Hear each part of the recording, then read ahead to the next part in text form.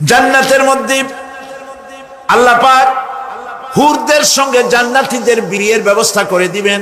কোরআনে কারিমে আল্লাহ পাক বলেন, মুত্তাকিনা আলা সুরুদিন মাসফুফাতিন ওয়া যাওয়াজনাহুম বিহুরিন ঈন।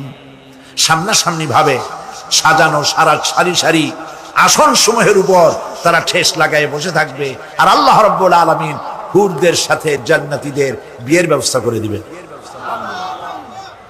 যেসব হুরের সঙ্গে বিয়ে হবে তাদের আল্লাহ পাক বিবরণ দিচ্ছেন কি রকম হবে তারা। লাম ইয়াতমিসহুন্না ইনসুন ওয়ালা জান। এর পূর্বে জিন এবং ইনসান এদেরকে কেউ স্পর্শ করে না। কি রকম তারা? কাআন্নাহুন্নাল ইয়াকুতু ওয়াল মারজান। যেমন ঝিনুকের ভিতরে মণিমুক্তা থাকে, এইভাবে আল্লাহ পাক তাদেরকে পবিত্র করে রেখে দিয়েছেন। আমার প্রিয় ভাইরা, আল্লাহ রাব্বুল আলামিন কোরআনে কারীমের ভিতরে বলেছেন, ফাবিআইয়ি আলা'i রাব্বিকুমা তুকাযযিবান। জান্নাত দান করে আল্লাহ পাক এবার জান্নাতীদেরকে সম্বোধন করে বলবেন, ইয়া ইবাদি লা খাউফুন আলাইকুমুল ইয়াওমা ওয়ালা আনতুম তাহজানুন। হে আমার বান্দারা, লা খাউফুন আলাইকুমুল ইয়াওম, আজ আর কোনো ভয় নাই। সুবহানাল্লাহ, সুবহানাল্লাহ। আজ আর কোনো ভয় নাই, কোনো চিন্তাও নাই, আরামে এই জান্নাতের মধ্যে বসবাস করো। এরপরে আল্লাহ পাক জিজ্ঞেস করবেন, ও আমার জান্নাতীরা, আমি যেসব ওয়াদা করছিলাম আমার ওয়াদা মোতাবেক সমস্ত নিয়ামত পেয়েছো?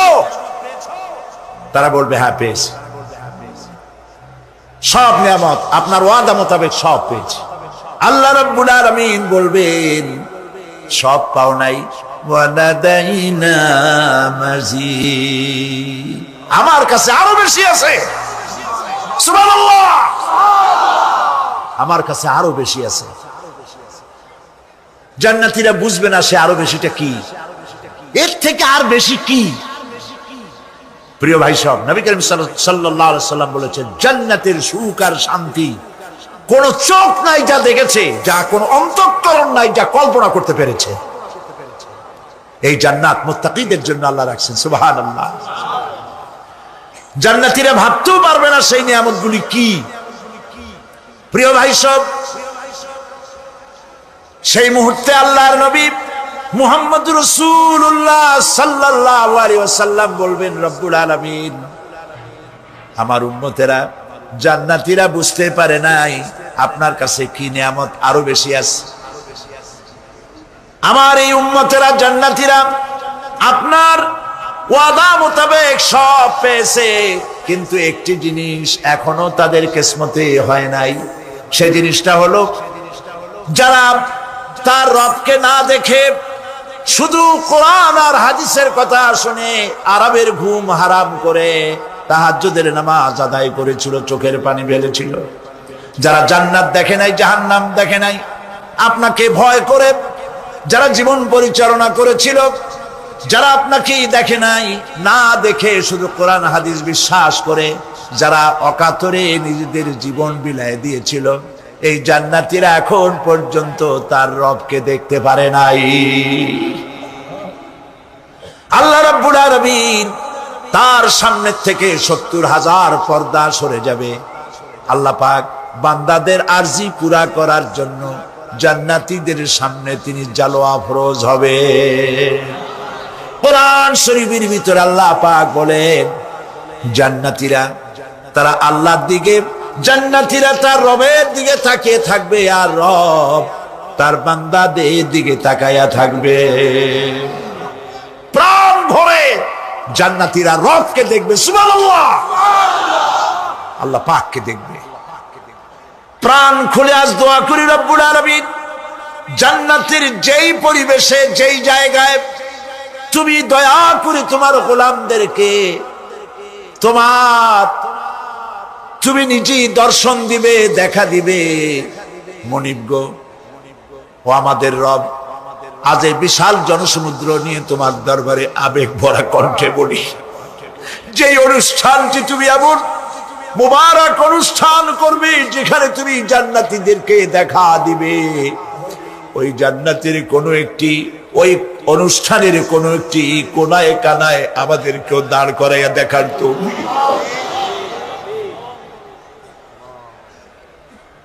প্রিয় ভাই সব, আল্লাহ রাব্বুল আলামিন মানুষের সামনে এত সব নিয়ামত রেখেছেন, এই জান্নাত দান করবেন। এরপরে আল্লাহ রাব্বুল আলামিন কোরআনে কারীমের মধ্যে বলেছেন, রব্বিস সামাওয়াতি ওয়াল আরদি ওয়া মা বাইনাহুমার রাহমানি লা ইয়ামলিকুনা মিনহু খিতাবা। এসব পুরস্কার রয়েছে তোমাদের সেই রবের পক্ষ থেকে যিনি আকাশ আর জমিনের মালিক। সুবহানাল্লাহ বলবেন না? যার সামনে কথা বলার ক্ষমতা কারো হবে না। এটি একটি মারাত্মক কথা। কিয়ামতের দিন আল্লাহর দরবারে কেউ কথা বলতে পারবে না আল্লাহর নির্দেশ ছাড়া। একটি আকীদা পরিষ্কার করে নিয়ে যান আপনাদের, সে আকীদাটা এভাবে পরিষ্কার করুন, কোন পীর সাহেব, কোন খাজা বাবা, কোন মাওলানা, কোন মুহাদ্দিস, কোন বুজুর্গ আপনাকে সুপারিশ করতে পারবে না যদি না আল্লাহ পাক তাকে কথা বলার তৌফিক না দেন। মনে থাকবে এটা। আয়াতুল কুরসির ভিতরে আমরা পড়ি, মান যাল্লাযী ইয়াশফাউ ইনদাহু ইল্লা বিইজনিহি। আল্লাহ পাক বলেছেন কিয়ামতের দিন আল্লাহর দরবারে কার সাহস আছে কথা বলতে পারে? মান যাল্লাযী ইয়াশফাউ ইনদাহু ইল্লা বিইজনিহি। আল্লাহর ওয়ার্ডার ছাড়া, হুকুম ছাড়া আল্লাহর সামনে কথা বলার সেদিন কেউ থাকবে না। সুবহানাল্লাহ। কেউ কথা বলতে পারবে না। সুপারিশ করতে হবে আল্লাহ যারে বলেন তুমি করো, অমুকের জন্য করো, সেই ব্যক্তি শুধু তার জন্যই করতে পারবে, আর কেউ কথা বলতে পারবে না। সেই কঠিন হাসরের ময়দান, যেদিন শুধুমাত্র আল্লাহ পাক কথা বলবেন, আর যারে বলতে বলবেন সেই কেবলমাত্র বলতে পারবে। সুপারিশ এটি আল্লাহ পাক কিয়ামতে পারমিশন দিলে বলা যাবে।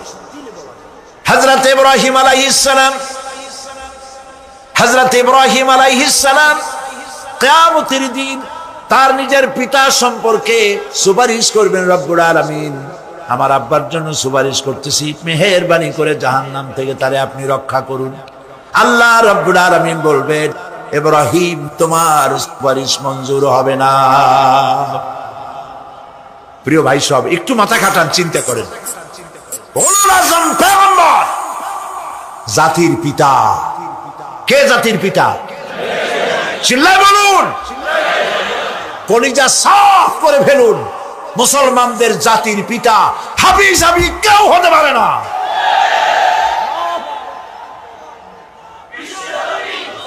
মিল্লাতা আবিকুম ইব্রাহিম।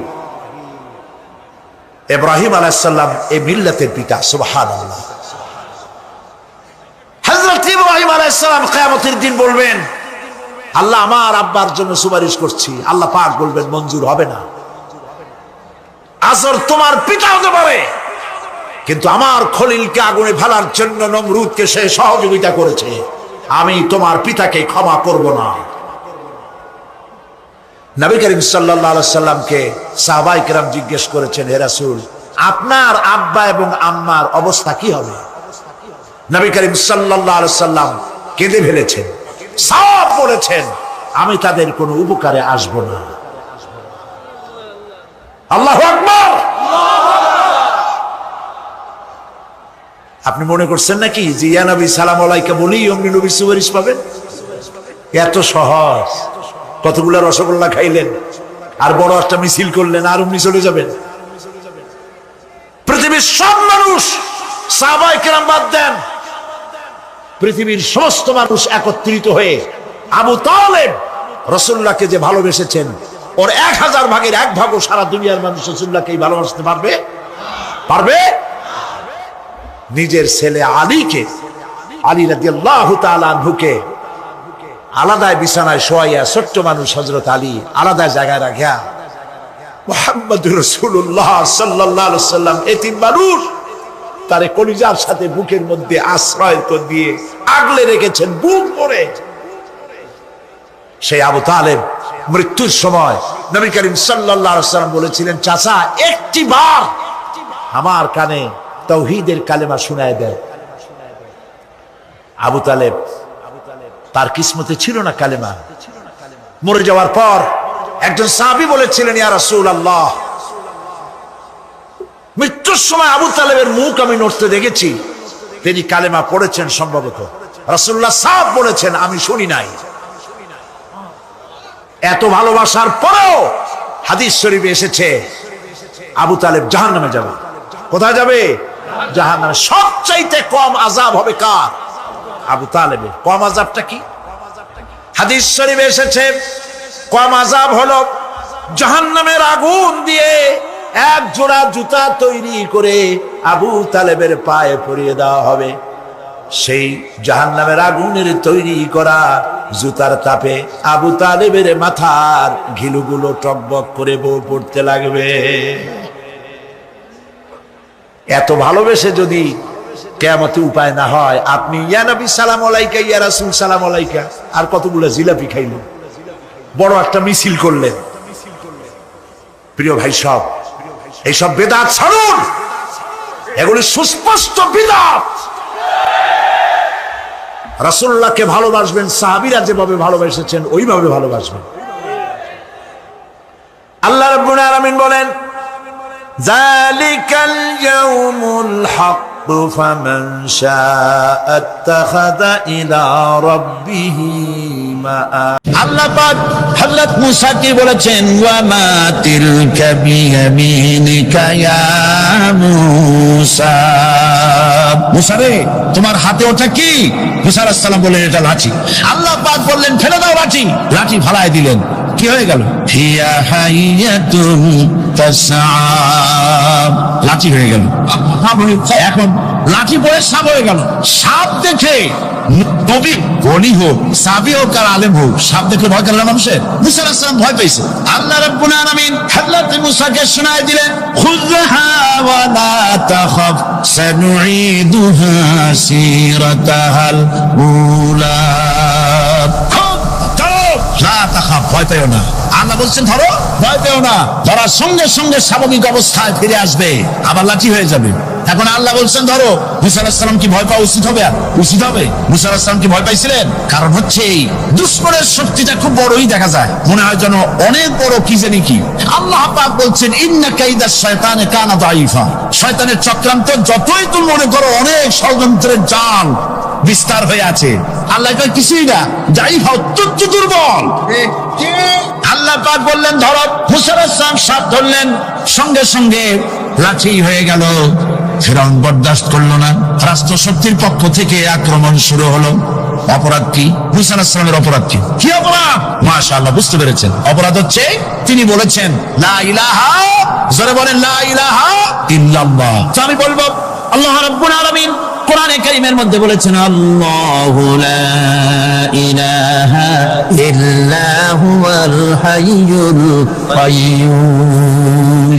কোন সূরা আছে? কোন আয়াতে? আয়াতুল কুরসি। পড়তে ইচ্ছা করে না? পড়েন আমার সাথে।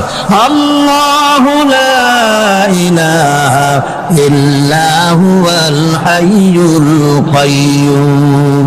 আল্লাহ হচ্ছেন তিনি, যিনি ছাড়া কোনো উপাস্য নাই, কোনো ইলাহা নাই, কোনো মাবুদ নাই, যিনি ছাড়া আর কোনো ইবাদতের মালিক নাই। আর যিনি হচ্ছেন সদা জাগ্রত চিরঞ্জীব, সার্বভৌমত্বের একচ্ছত্র মালিক, যিনি সদা জাগ্রত চিরঞ্জীব, তিনি হচ্ছেন আল্লাহ। এখন কেউ যদি বলেন আল্লাহ অক্ষর কি, এক একটা অক্ষর বাদ দিয়া আল্লাহরে চিনায় দেন, তাও চিনানো যাবে। আল্লাহর প্রথম অক্ষর যদি বাদ দেন কি থাকবে? কোরআনে কারীম বলছে তা দিয়েও বোঝা যাবে। লিল্লাহি মা ফিস সামাওয়াতি ওয়া মা ফিল আরদ। আল্লাহ হচ্ছেন তিনি যার জন্য আকাশ আর জমিন, আকাশ এবং জমিনের একচ্ছত্র মালিক। এর মাঝখানে যা কিছু আছে সব কিছুর মালিকানা যার হাতের মুঠায়, তিনি আমার আল্লাহ। তিনি কে? আল্লাহ। এরপরে যদি বলেন আরেকটা নাম ছেড়ে দেন, আলিফ সাল্লাম একটা নাম ছেড়ে দিলাম, তাহলে কি থাকলো? লাহ থাকলো, দুইটা অক্ষর থাকলো লাহু। এর লাহু দিয়েও আল্লাহ রাব্বুল আলামিনের সিফাতকে, তার গুণকে বোঝা যাবে। লাহু মাকালিদুস সামাওয়াতি ওয়াল আরদ। আল্লাহ পাক বলেন আসমান এবং জমিনের রিজকের চাবিকাঠি আল্লাহ পাকের হাতে, যাকে খুশি তিনি পর্যাপ্ত রিজেক দান করেন। কেউ যদি বলেন লামটাও ভাড়া দেন, নামটাও ছেড়ে দেন, দিলাম নাম একটা ছেড়ে, থাকলো কি? একটা অক্ষর থাকলো হু। এই হু দিয়ে আমার আল্লাহরে চেনা যাবে। ওয়া হুয়াল গফুরুর ওয়াদুদুল আরশিল মাজিদ ফাআলুল লিমা ইউরিদ। আমার আল্লাহ হচ্ছেন তিনি যিনি ক্ষমাশীল, যিনি দয়াবান, যিনি বান্দাকে মহব্বত করেন, যিনি হচ্ছেন আরশে আসিমের মালিক। যার তিনি হচ্ছেন সেই মহান সত্তা যিনি যা খুশি তাই করতে পারেন। সুতরাং আল্লাহ হচ্ছেন এমন এক লফজ, এমন এক নাম, এমন এক ইসমে জাত যার কোনো বিকল্প নাই, যা অনুবাদ করে আল্লাহকে স্রষ্টা বললে এটা সারবে না, সৃষ্টিকর্তা বললে সারবে না। আল্লাহ পাকের নামের বিরাট বিশাল ব্যাপক অর্থ রয়েছে। সুতরাং আল্লাহকে আল্লাহই বলতে হবে। আল্লাহকে কি বলতে হবে? আল্লাহ আল্লাহ আল্লাহ। কত মজাই নামে, সুবহানাল্লাহ, কত মজাই নামে। আল্লাহ রাব্বুল আলামিন বলেন, আমরা শুরু করছি সূরা ফাতিহা। অভিনন্দন পত্র দিচ্ছি, কারে দিচ্ছি? আল্লাহ পাককে দিচ্ছি। সেখানেও ভাষা দিয়ে রব্বুল আলামিন বলেন প্রশংসা করো, আলহামদুলিল্লাহি রাব্বিল আলামিন। সমস্ত প্রশংসা আল্লাহ পাকের, যিনি হচ্ছেন রব, যিনি কি? রব। এখন এই রব শব্দের বাংলা অর্থ করা হয় প্রভু, লালনকারী, প্রতিপালনকারী, কিন্তু এই অর্থ যথেষ্ট নয়। কোরআনে কারিমে যে রব বলা হয়েছে তার অর্থ হচ্ছে, তার অর্থ ব্যাপক, অনেক বিশাল এর অর্থ। এ রব কাকে বলে? এই রব শব্দের বাংলা অর্থ করা হয় প্রভু, লালনকারী, প্রতিপালনকারী, কিন্তু এই অর্থ যথেষ্ট নয়। কোরআনে কারিমে যে রব বলা হয়েছে তার অর্থ হচ্ছে, তার অর্থ ব্যাপক, অনেক বিশাল এর অর্থ। এ রব কাকে বলে? আমি রবের সমস্ত ব্যাখ্যা করতে পারবো না, তবে অল্প কথায় এমন ভাবে বলতে চেষ্টা করব যাতে করে আপনাদের বুঝে আসবে ইনশাআল্লাহ। আমরা বলি ইনশাআল্লাহ। এখন আপনারা যদি আমাকে প্রশ্ন করেন যে অত কথা বুঝি না, এক লাইনে এক বাক্যে বুঝাই দেন রব কাকে বলে, তাহলে আমি কথাটা এইভাবে বলবো, যাহার যখন যে জিনিসে। আমার চ্যানেলটি সাবস্ক্রাইব করুন প্লিজ। যতটুকু প্রয়োজন তাহাকে তখন সেই জিনিস ফরিয়াদ করার আগে যিনি পৌঁছে দেন তার নাম হচ্ছে রব। এ রব হচ্ছে তার মধ্যে রুবুবিয়তের সম্পূর্ণ কোয়ালিটিতে ভর্তি। আল্লাহ পাকের মধ্যে রুবুবিয়তের কোয়ালিটি। রব শুধু সৃষ্টি করেই ছেড়ে দেন না, প্রতিপালন করেন, পূর্ণতায় পৌঁছে দেন। সুবহানাল্লাহ বলতে ইচ্ছে করে না ভাইরা? দেখেন আল্লাহ রাব্বুল আলামিন এমন রব, বাংলাদেশের কুকুর আর আমেরিকা ইউরোপের শীত প্রধান দেশের কুকুর একরকম নয়। আমাদের দেশের পশু ইউরোপ আমেরিকা শীত প্রধান দেশের পশু একরকম নয়। তার কারণ হলো আমাদের দেশে শীত কম, নাতিশীতোষ্ণ অঞ্চলের মধ্যে খানিকটা পড়ে যায়। এখানে পশুদের গায়ে কম পশম থাকলে কোনো অসুবিধা নাই। ভেড়া, ঘোড়া, কুকুর, বন্য প্রাণীকে কেউ তো কম্বল দেয় না, ল্যাব দেয় না, রাজাই দেয় না, খাতা দেয় না, চাদর দেয় না। আল্লাহ রাব্বুল আলামিন তিনি এমন রব, শীত প্রধান দেশের পশুদের গায়ে পশম দিয়া চিরস্থায়ী কম্বল জড়ায় দিয়েছেন। এটা হচ্ছে রব। প্রতিপালনের পদ্ধতি কি সুন্দর করে তিনি প্রতিপালন করছেন, কি সুন্দর করে তিনি পশু পক্ষীগুলিকে তাদের আহার জোগাড় করছেন, প্রতিপালন করছেন। তিনি রব। মানুষকে সৃষ্টি করেছেন, আমাদেরকে সৃষ্টি করেছেন, সব প্রয়োজন মিটাইছেন, সকল প্রয়োজন মিটিয়েছেন, একটা জিনিস বাদ রাখেন না। আমাদের মুখে দাঁতের দরকার ছিল, মায়ের পেট থেকে দাঁত নিয়ে আসিনি। মায়ের পেট থেকে আসার পরে আমাদের খাবারের দরকার ছিল। লক্ষ্য করেন রব কারে বলে, লক্ষ্য করুন। মায়ের পেটের মধ্যে যখন ছিলাম, ওখানে কোনো রোগের জীবাণু ঢুকতে পারে নাই। ফি করারিন মাকিন, একটি সুরক্ষিত জায়গায় আল্লাহ রাব্বুল আলামিন বাচ্চাকে রেখেছেন, যেখানে কোনো সর্দি হবে না, জ্বর হবে না, সর্দি হবে না, ব্রঙ্কাইটিস হবে না, ডায়াবেটিস হবে না, প্রেসার হবে না। মায়ের পেটের মধ্যে বাচ্চাকে এমন জায়গায় আল্লাহ যত্ন করে রেখেছেন। এই বাচ্চা যখন মায়ের পেট থেকে বেরিয়ে এলো, তখন তার পরিবেশ অত্যন্ত খারাপ। এখানে পলিউশন আছে, এখানে কার্বন ডাই অক্সাইড আছে, এখানে বিষাক্ত হাওয়া আছে, এখানে দূষিত আবহাওয়া রয়েছে। প্রতি মুহূর্তে রোগ তাকে হামলা চালাতেছে। এই রোগের থেকে সে বাচ্চা বাঁচবে কি করে? এই জন্য রব্বুল আলামিন তিনি এমন রব, মায়ের বুকের মধ্যে যে খাবার তৈরি করলেন বাচ্চার, ওই খাবারের মধ্যে বাচ্চার ওষুধ আল্লাহ পাক বানায়া দিলেন। মায়ের বুকের দুধ শুধু দুধ নয়, এটা ওষুধ। সুবহানাল্লাহ, এটা খাদ্য, এটা ওষুধ, এটা ভিটামিন, এটা ক্যালসিয়াম, এটা কার্বোহাইড্রেট, যা দরকার বাচ্চার জন্য সব আল্লাহ মায়ের দুধের মধ্যে দিয়ে দিলেন। যতক্ষণ বাচ্চা পেটে ছিল দুধ ছিল ঘন, যখন বাচ্চা মায়ের পেট থেকে বেরিয়ে এলো দুধটা হয়ে গেল পাতলা। এই পাতলা দুধটা খাবে, ওষুধ আছে এর মধ্যে, ভিটামিন আছে, খাইতে যেন বিশ্বাস না হয়, একটু মিষ্টি দিয়ে দিলেন আল্লাহ, যাতে বাচ্চা মুখ ফিরায় না নেয়, সেজন্য খাইতে চায়। তারপরে যখন বাচ্চার হাড্ডি খেতে হবে, মাছ খেতে হবে, গোশ খেতে হবে, দুধের আর দরকার নাই। তার শরীরের ভিতরে রেজিস্ট্যান্স, রোগ প্রতিরোধক শক্তি তৈরি হয়েছে। এখন আরো ভালো খাবার দরকার। আল্লাহ রাব্বুল আলামিন মায়ের দুধকে শুকায় দিলেন, চুষলে আর পাওয়া যাবে না, দুধ শুকায় গেছে। এখন বাইরের খাবার খেতে হবে। আসছিল যখন বুকে দাঁত ছিল না, বাইরে যখন এলো দাঁতের যখন দরকার হলো, কোন আল্লাহর বান্দা কি আল্লাহর কাছে দরখাস্ত করেছেন যে আল্লাহ আমার কয়েকখান দাঁত দাও, দাঁত ছাড়া আমি চাবাই কেমন? এই সবগুলি দাঁত কে সেট করে দিলেন? রব্বুল আলামিন দাঁতগুলিকে সেট করে দিলেন। বুকের মধ্যে দাঁত এসে গেল। আল্লাহ রাব্বুল আলামিন শরীরটাকে সাজিয়ে গুছিয়ে, হিউম্যান বায়োলজি যাকে বলা হয়, এই শরীরকে যে সুন্দর করে আল্লাহ পাক তৈরি করলেন, বলে শেষ করা যাবে না কত সুন্দর করে আল্লাহ পাক বানিয়েছেন। আপনার মাথার ভিতরে সেল তৈরি করা হলো, ব্রেন তৈরি করা হলো। এই ব্রেনটা শুকনা জায়গায় রাখা হয় নাই।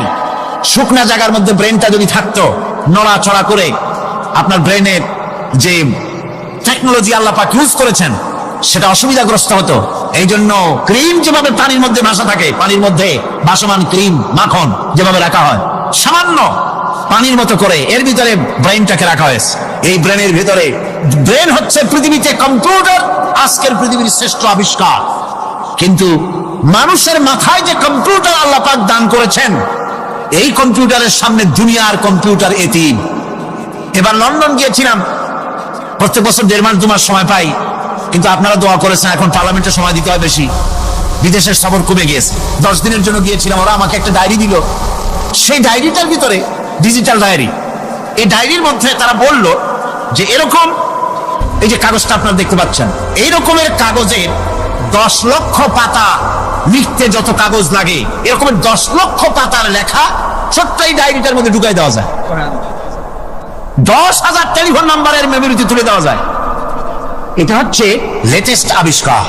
কিন্তু আল্লাহ পাক মানুষের যে ব্রেনটা তৈরি করলেন, পৃথিবীতে যা আছে এ সব কিছু একটা মানুষের ব্রেনের মধ্যে, সমস্ত তথ্য, সমস্ত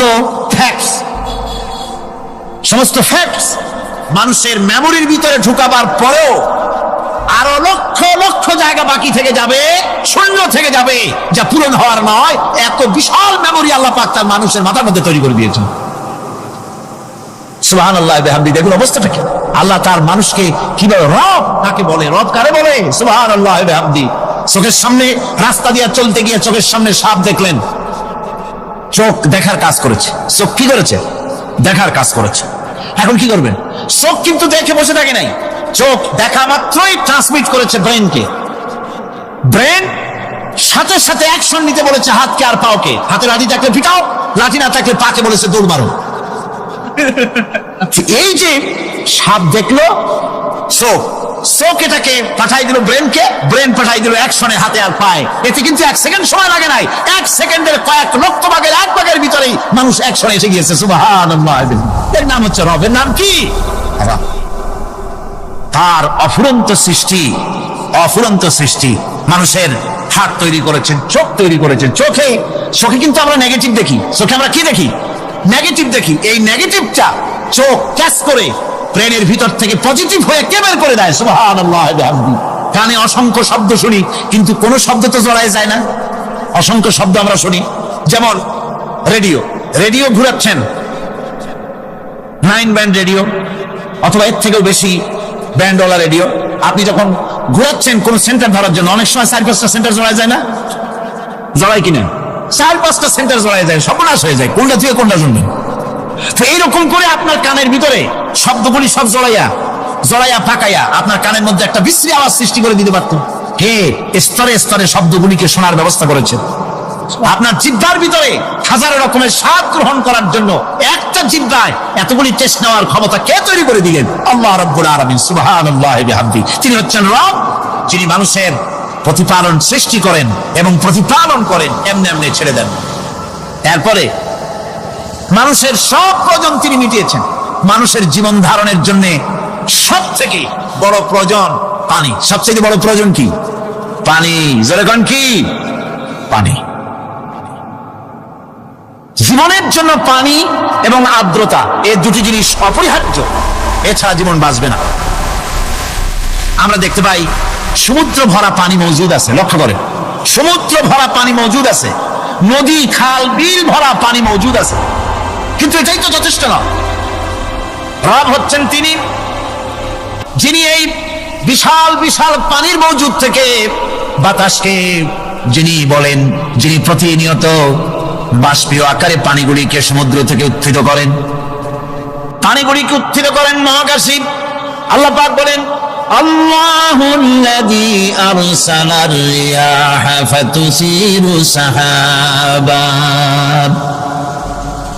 বাষ্প হয়ে পানিগুলি আকাশে উত্থিত হয় এবং মহাকাশে যাওয়ার পর এই পানিগুলি, লবণাক্ত পানিগুলি আল্লাহর মেশিনে সেগুলি মিষ্টি হয়ে যায়। জোরে কোন সুবহানাল্লাহ। পানিগুলি মিষ্টি হয়ে গেল। ওই মিষ্টি পানি আল্লাহ রাব্বুল আলামিন নাজিল করে দিলেন। এবার বৃষ্টি কণা কণা হয়ে পড়লো, ফোঁটা ফোঁটা বৃষ্টি। আল্লাহ খুঁজে দেখলেন বৃষ্টির ফোঁটাগুলি পৃথিবীর প্রতিটি কণা তালাশ করে তৃষ্ণার্ত কণাগুলিকে আল্লাহ পাক ভিজাই দিলেন। সেই জন্য তার নাম হলো রব। তিনি হচ্ছেন রব। প্রয়োজন মিটান, পানি সবচেয়ে প্রয়োজন বেশি, সেই পানি আল্লাহ পাক এভাবে সরবরাহ করলেন। জমিনের চারিদিকে নদী নালা রেখেছেন, জমিনকে আর্দ্র করেছেন, জমিনের ভিতরের পানি মিষ্টি করেছেন। টিউবওয়েল মারলে পরে, পাম্প করলে পরে ভিতর থেকে মিঠা পানি আল্লাহ পাক বের করে দেন। সুবহানাল্লাহ। এই মিষ্টি পানির ব্যবস্থা করেছেন। এরপরে তিনি ওই আল্লাহ পাক মিষ্টি পানির ব্যবস্থা করে বৃষ্টির মাধ্যমে পৃথিবীতে ফসল উৎপাদনের ব্যবস্থা করে দিলেন। পাক কোরআনে কারীমের মধ্যে বলেছেন, ওয়াজআলনা মিনাল মাই কুল্লা শাইইন হাই। পানি দ্বারাই আমি সব বস্তুকে সজীব রাখি। বৈশিষ্ট্যের দিক থেকে পানির রয়েছে অনেক গুণ, আশ্চর্য গুণ। পৃথিবীর ৭৫% হচ্ছে পানি। আকাশ থেকে অর্থাৎ চাঁদ থেকে যখন চাঁদে ভ্রমণকারীরা যখন ছবি তুলেছে, তো সেই ছবিতে ব্লু রঙে এসেছে বেশি, সবুজ এসেছে কম। সবুজ হলো গাছপালা, আর ব্লু হচ্ছে পানি। সমুদ্রের পানির রং হচ্ছে নীল। মানুষের শরীরের ভিতরে ৬০% পানি, গাছের মধ্যে রয়েছে পানি। পানি ছাড়া পৃথিবীর বাঁচার কোনো পথ নাই। আবার দেখেন, প্রচন্ড শীতের কারণে, ঠান্ডার কারণে যেসব এলাকায় তাপমাত্রা হিমাঙ্কের নিচে এসে যায়, সেই সব দেশে সমুদ্রের পানি আর দরিয়ার পানিগুলি বরফ হয়ে যায়। এই বরফ যখন হতে থাকে, তখন পানি তার নিজের তাপকে নিচের দিকে ছুটতে থাকে। উপরের তাপ বরফ হয়ে যায় ঠান্ডা, আর নিচে তাপ বিচ্ছুরিত করে দিয়ে পানির ভিতরে যত জলজ প্রাণী আছে আর উদ্ভিদ আছে, সবগুলিকে বাঁচায় রাখার ব্যবস্থা আল্লাহ রাব্বুল আলামিন এভাবে করে থাকে। এবার আল্লাহ রাব্বুল আলামিন বলছেন, এই পানি ছাড়া মানুষ বাঁচে না, প্রাণী বাঁচে না। পানি এমন এক জিনিস, এমন এক নিয়ামত আমি দান করলাম। আল্লাহ পাক বলেন, কুল আরাআইতুম ইন আসবাহা মাউকুম গাওরান ফামান ইয়াতিকুম বিমাইন মাইন। বলো দেখি সবে, শুকাইয়া যদি যায় এই জমিনের পানি, তাহলে হেথায় তটনির ধারা কে দিবে সবারে আনি। এই পৃথিবীর নদী নালা খালবিল জমিনের আভ্যন্তরীণ দিকে পানিগুলি যদি আমি আল্লাহ রাব্বুল আলামিন শুকায় দেই, তাহলে আমি আল্লাহ ছাড়া এমন কে আছে যে নতুন করে আবার পানির আমদানি করে দিতে পারে? আছে কেউ? আজ পানির শূন্যতা আমাদের দেশে দেখা যাচ্ছে। পানি আস্তে আস্তে কমে যাচ্ছে, আস্তে আস্তে পানি শেষ হয়ে যাচ্ছে। কি কারণে শেষ হচ্ছে এবং কি হলে পানি পাওয়া যাবে পরে বলা যাবে ইনশাআল্লাহ। তো জীবন ধারণের জন্য যেমন পানির প্রয়োজন, জীবন ধারণের জন্য তেমন বাতাসেরও প্রয়োজন। পানি ছাড়া তো কিছু সময় চলতে পারে, পানি এবং খাদ্য ছাড়া কিছু সময় চলতে পারে, কিন্তু বাতাস ছাড়া তো এক মুহূর্ত চলে না, ঠিক কিনা? বুঝেন কিনা কথা? বাতাস ছাড়া এক মুহূর্ত চলতে পারে না। অথচ আল্লাহ রাব্বুল আলামিন এই বাতাস দিয়ে গোটা আকাশকে, শূন্য জায়গাগুলি বাতাস দিয়ে ভরে রেখেছেন, যাতে করে কারো বাতাসের কোনো অসুবিধা না হয়, শ্বাস করতে কোনো কষ্ট না হয়। প্রাণী জগৎকে বাতাস দিয়ে বাঁচিয়ে রাখার জন্য আল্লাহ পাক মহাশূন্যকে এভাবে সব এলাকা বাতাস দিয়ে ভরে রেখেছেন। এই জন্য তার নাম হচ্ছে রব। এটাই হচ্ছে রুবুবিয়তের নমুনা। আমার ভাইয়েরা, আল্লাহ রাব্বুল আলামিন পানি দিলেন, বাতাস দিলেন, খাদ্যের ব্যবস্থা করে দিলেন। শস্য শ্যামল এলাকায় আল্লাহ পাক সব জায়গাগুলিতে শস্য শ্যামল হোক অথবা উষর ধূসর মরুভূমি হোক, সারা পৃথিবী জুড়ে আল্লাহ রাব্বুল আলামিন খাবারের দস্তরখান বিছায় রেখেছেন।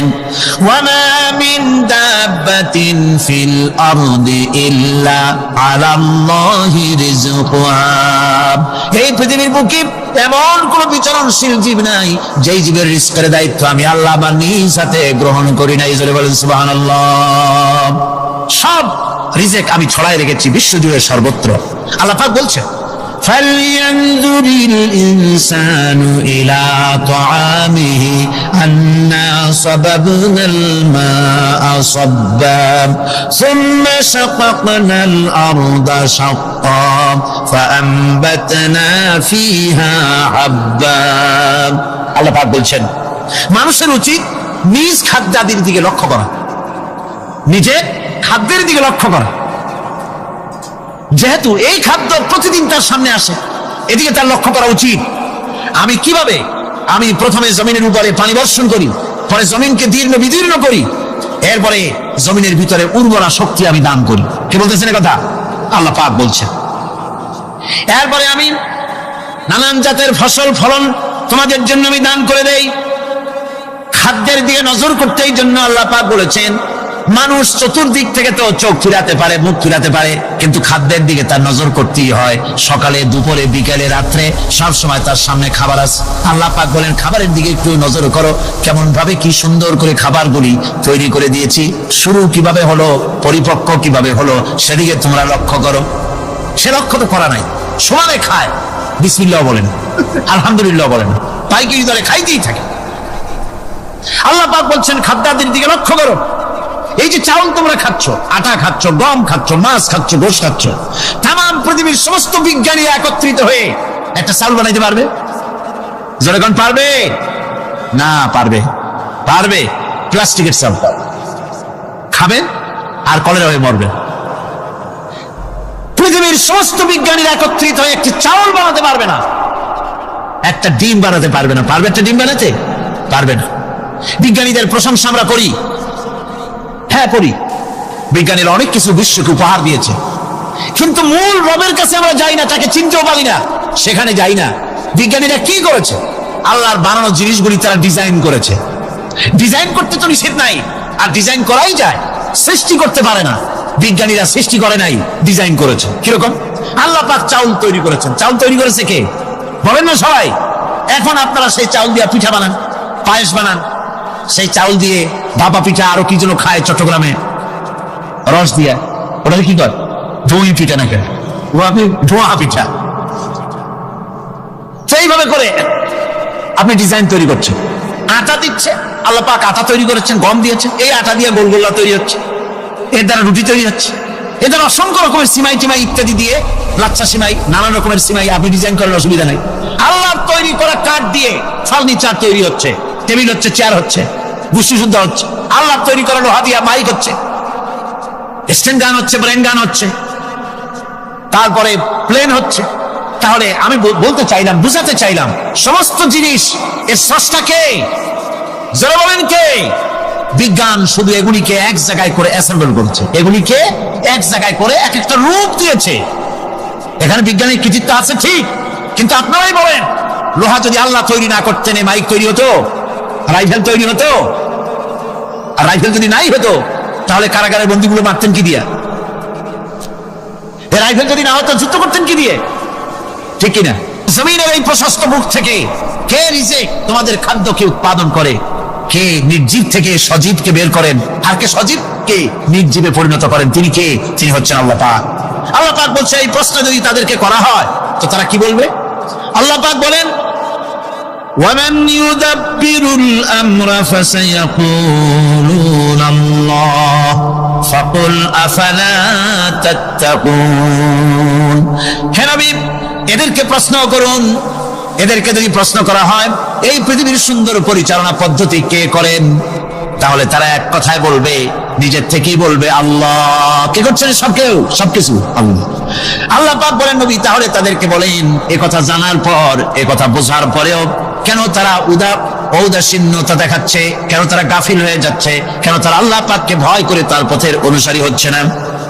যে আল্লাহ রাব্বুল আলামিন এত কিছু করছেন, তিনি তার পরিচয় সম্পর্কে বলে দিচ্ছেন, ফাযালিকুমুল্লাহু রাব্বুকুমুল হক ফামাযা বা'দাল হক ইল্লাদ দালাল।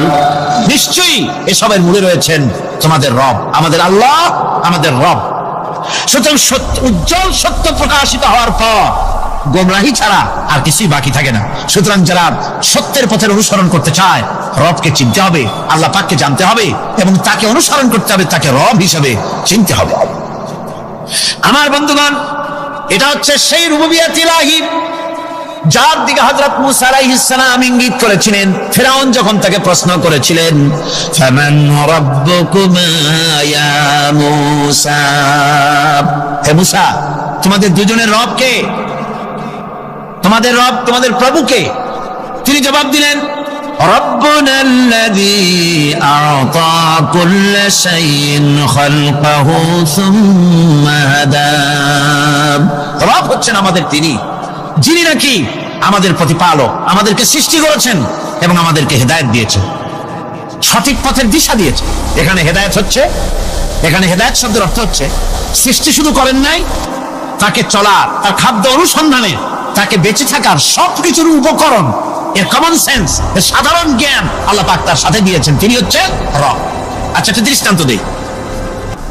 এই হেদায়েতটা কি?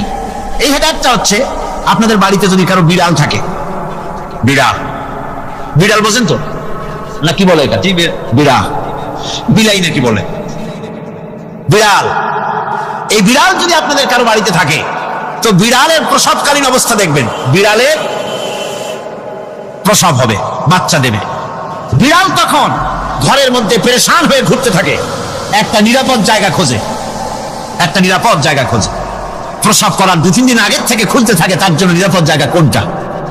এরপরে খুঁজতে খুঁজতে প্রসবের দিন সে সত্যিকারের ঘরের মধ্যে সবচেয়ে কোনা কানা জায়গা যেটা, সেই রকম একটা নিরাপদ জায়গা সে বেছে নিল। এরপরে বাচ্চা হলো। বাচ্চা হওয়ার পর এই বাচ্চার উপরে কেউ যেন আক্রমণ না করে, শত্রু যেন তার জায়গাটিতে না আসে, এই জন্য বাচ্চাটা আরো তো হাত দিয়ে মায়ের মতো করে নিতে পারে না, সে আস্তে করে ঘাটটা কামড়ায় ধরে যাতে করে বাচ্চা ব্যথা না পায়। ওইভাবে করে ঘাট কামড়ায় ধরে, আজকে এই সিঁড়ির নিচে, কালকে ওই খাটের নিচে, পরশুদিন এই আলমারির কোনায়, এইভাবে বাচ্চাগুলি সরায় সরায় রেখে বাচ্চাকে প্রতিপালন করে। এই বিড়াল এই হেদায়েত দিলটা কে? যিনি দিলেন তার নাম রব। তিনি হচ্ছেন রব্বুল আলামিন। সন্তান প্রতিপালনের ব্যবস্থা শুধু দুনিয়ার মানুষকেই দেন নাই, প্রাণী জগৎকেও দিয়েছেন। সুবহানাল্লাহ। বলেন বলেন, মুরগির বাচ্চা হলো, ডিমের থেকে বাচ্চা বেরোলো, এই বাচ্চাগুলি হয়েছে গতকাল।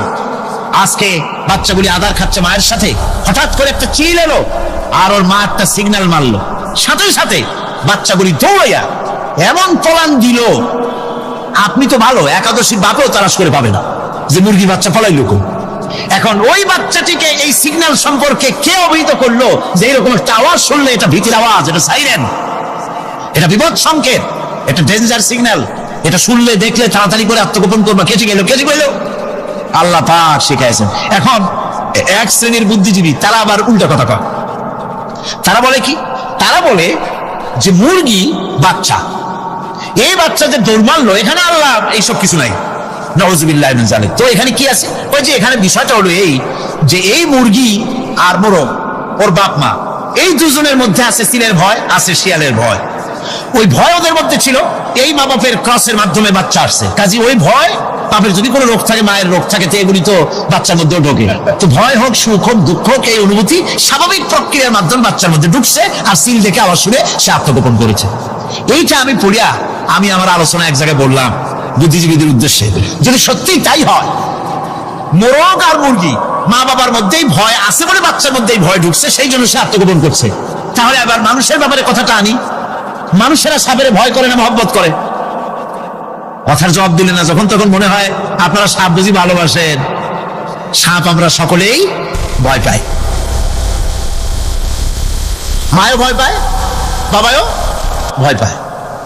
এই মায়ের গর্ভে সন্তান এসছে, সন্তানের বয়স 2 বছর, 2.5 বছর, ঘরের মধ্যে কেউ ছিল না, ঘরের মধ্যে একটা সাপ আসছে, একটা সুন্দর সাপ, দেখতে সুন্দর, কিন্তু সে সাপে কামড়ালে মানুষ মরে যায়।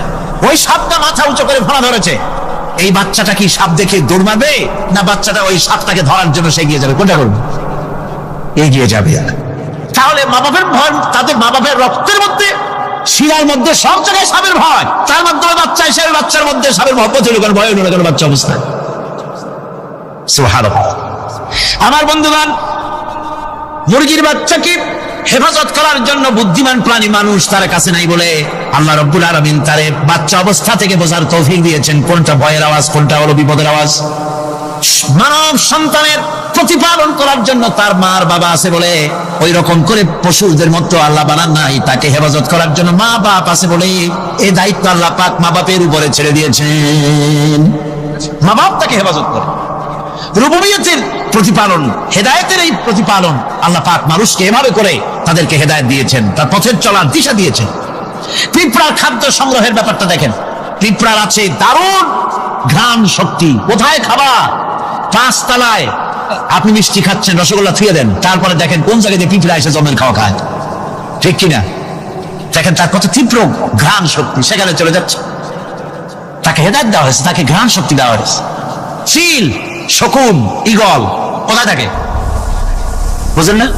মহাশূন্যে 3 থেকে 3.5 মাইল উপরে শকুন, বাজ, ঈগল উঠতে থাকে। খাবে কি? ওখানে তো তার খাবার ছড়ানো নেই।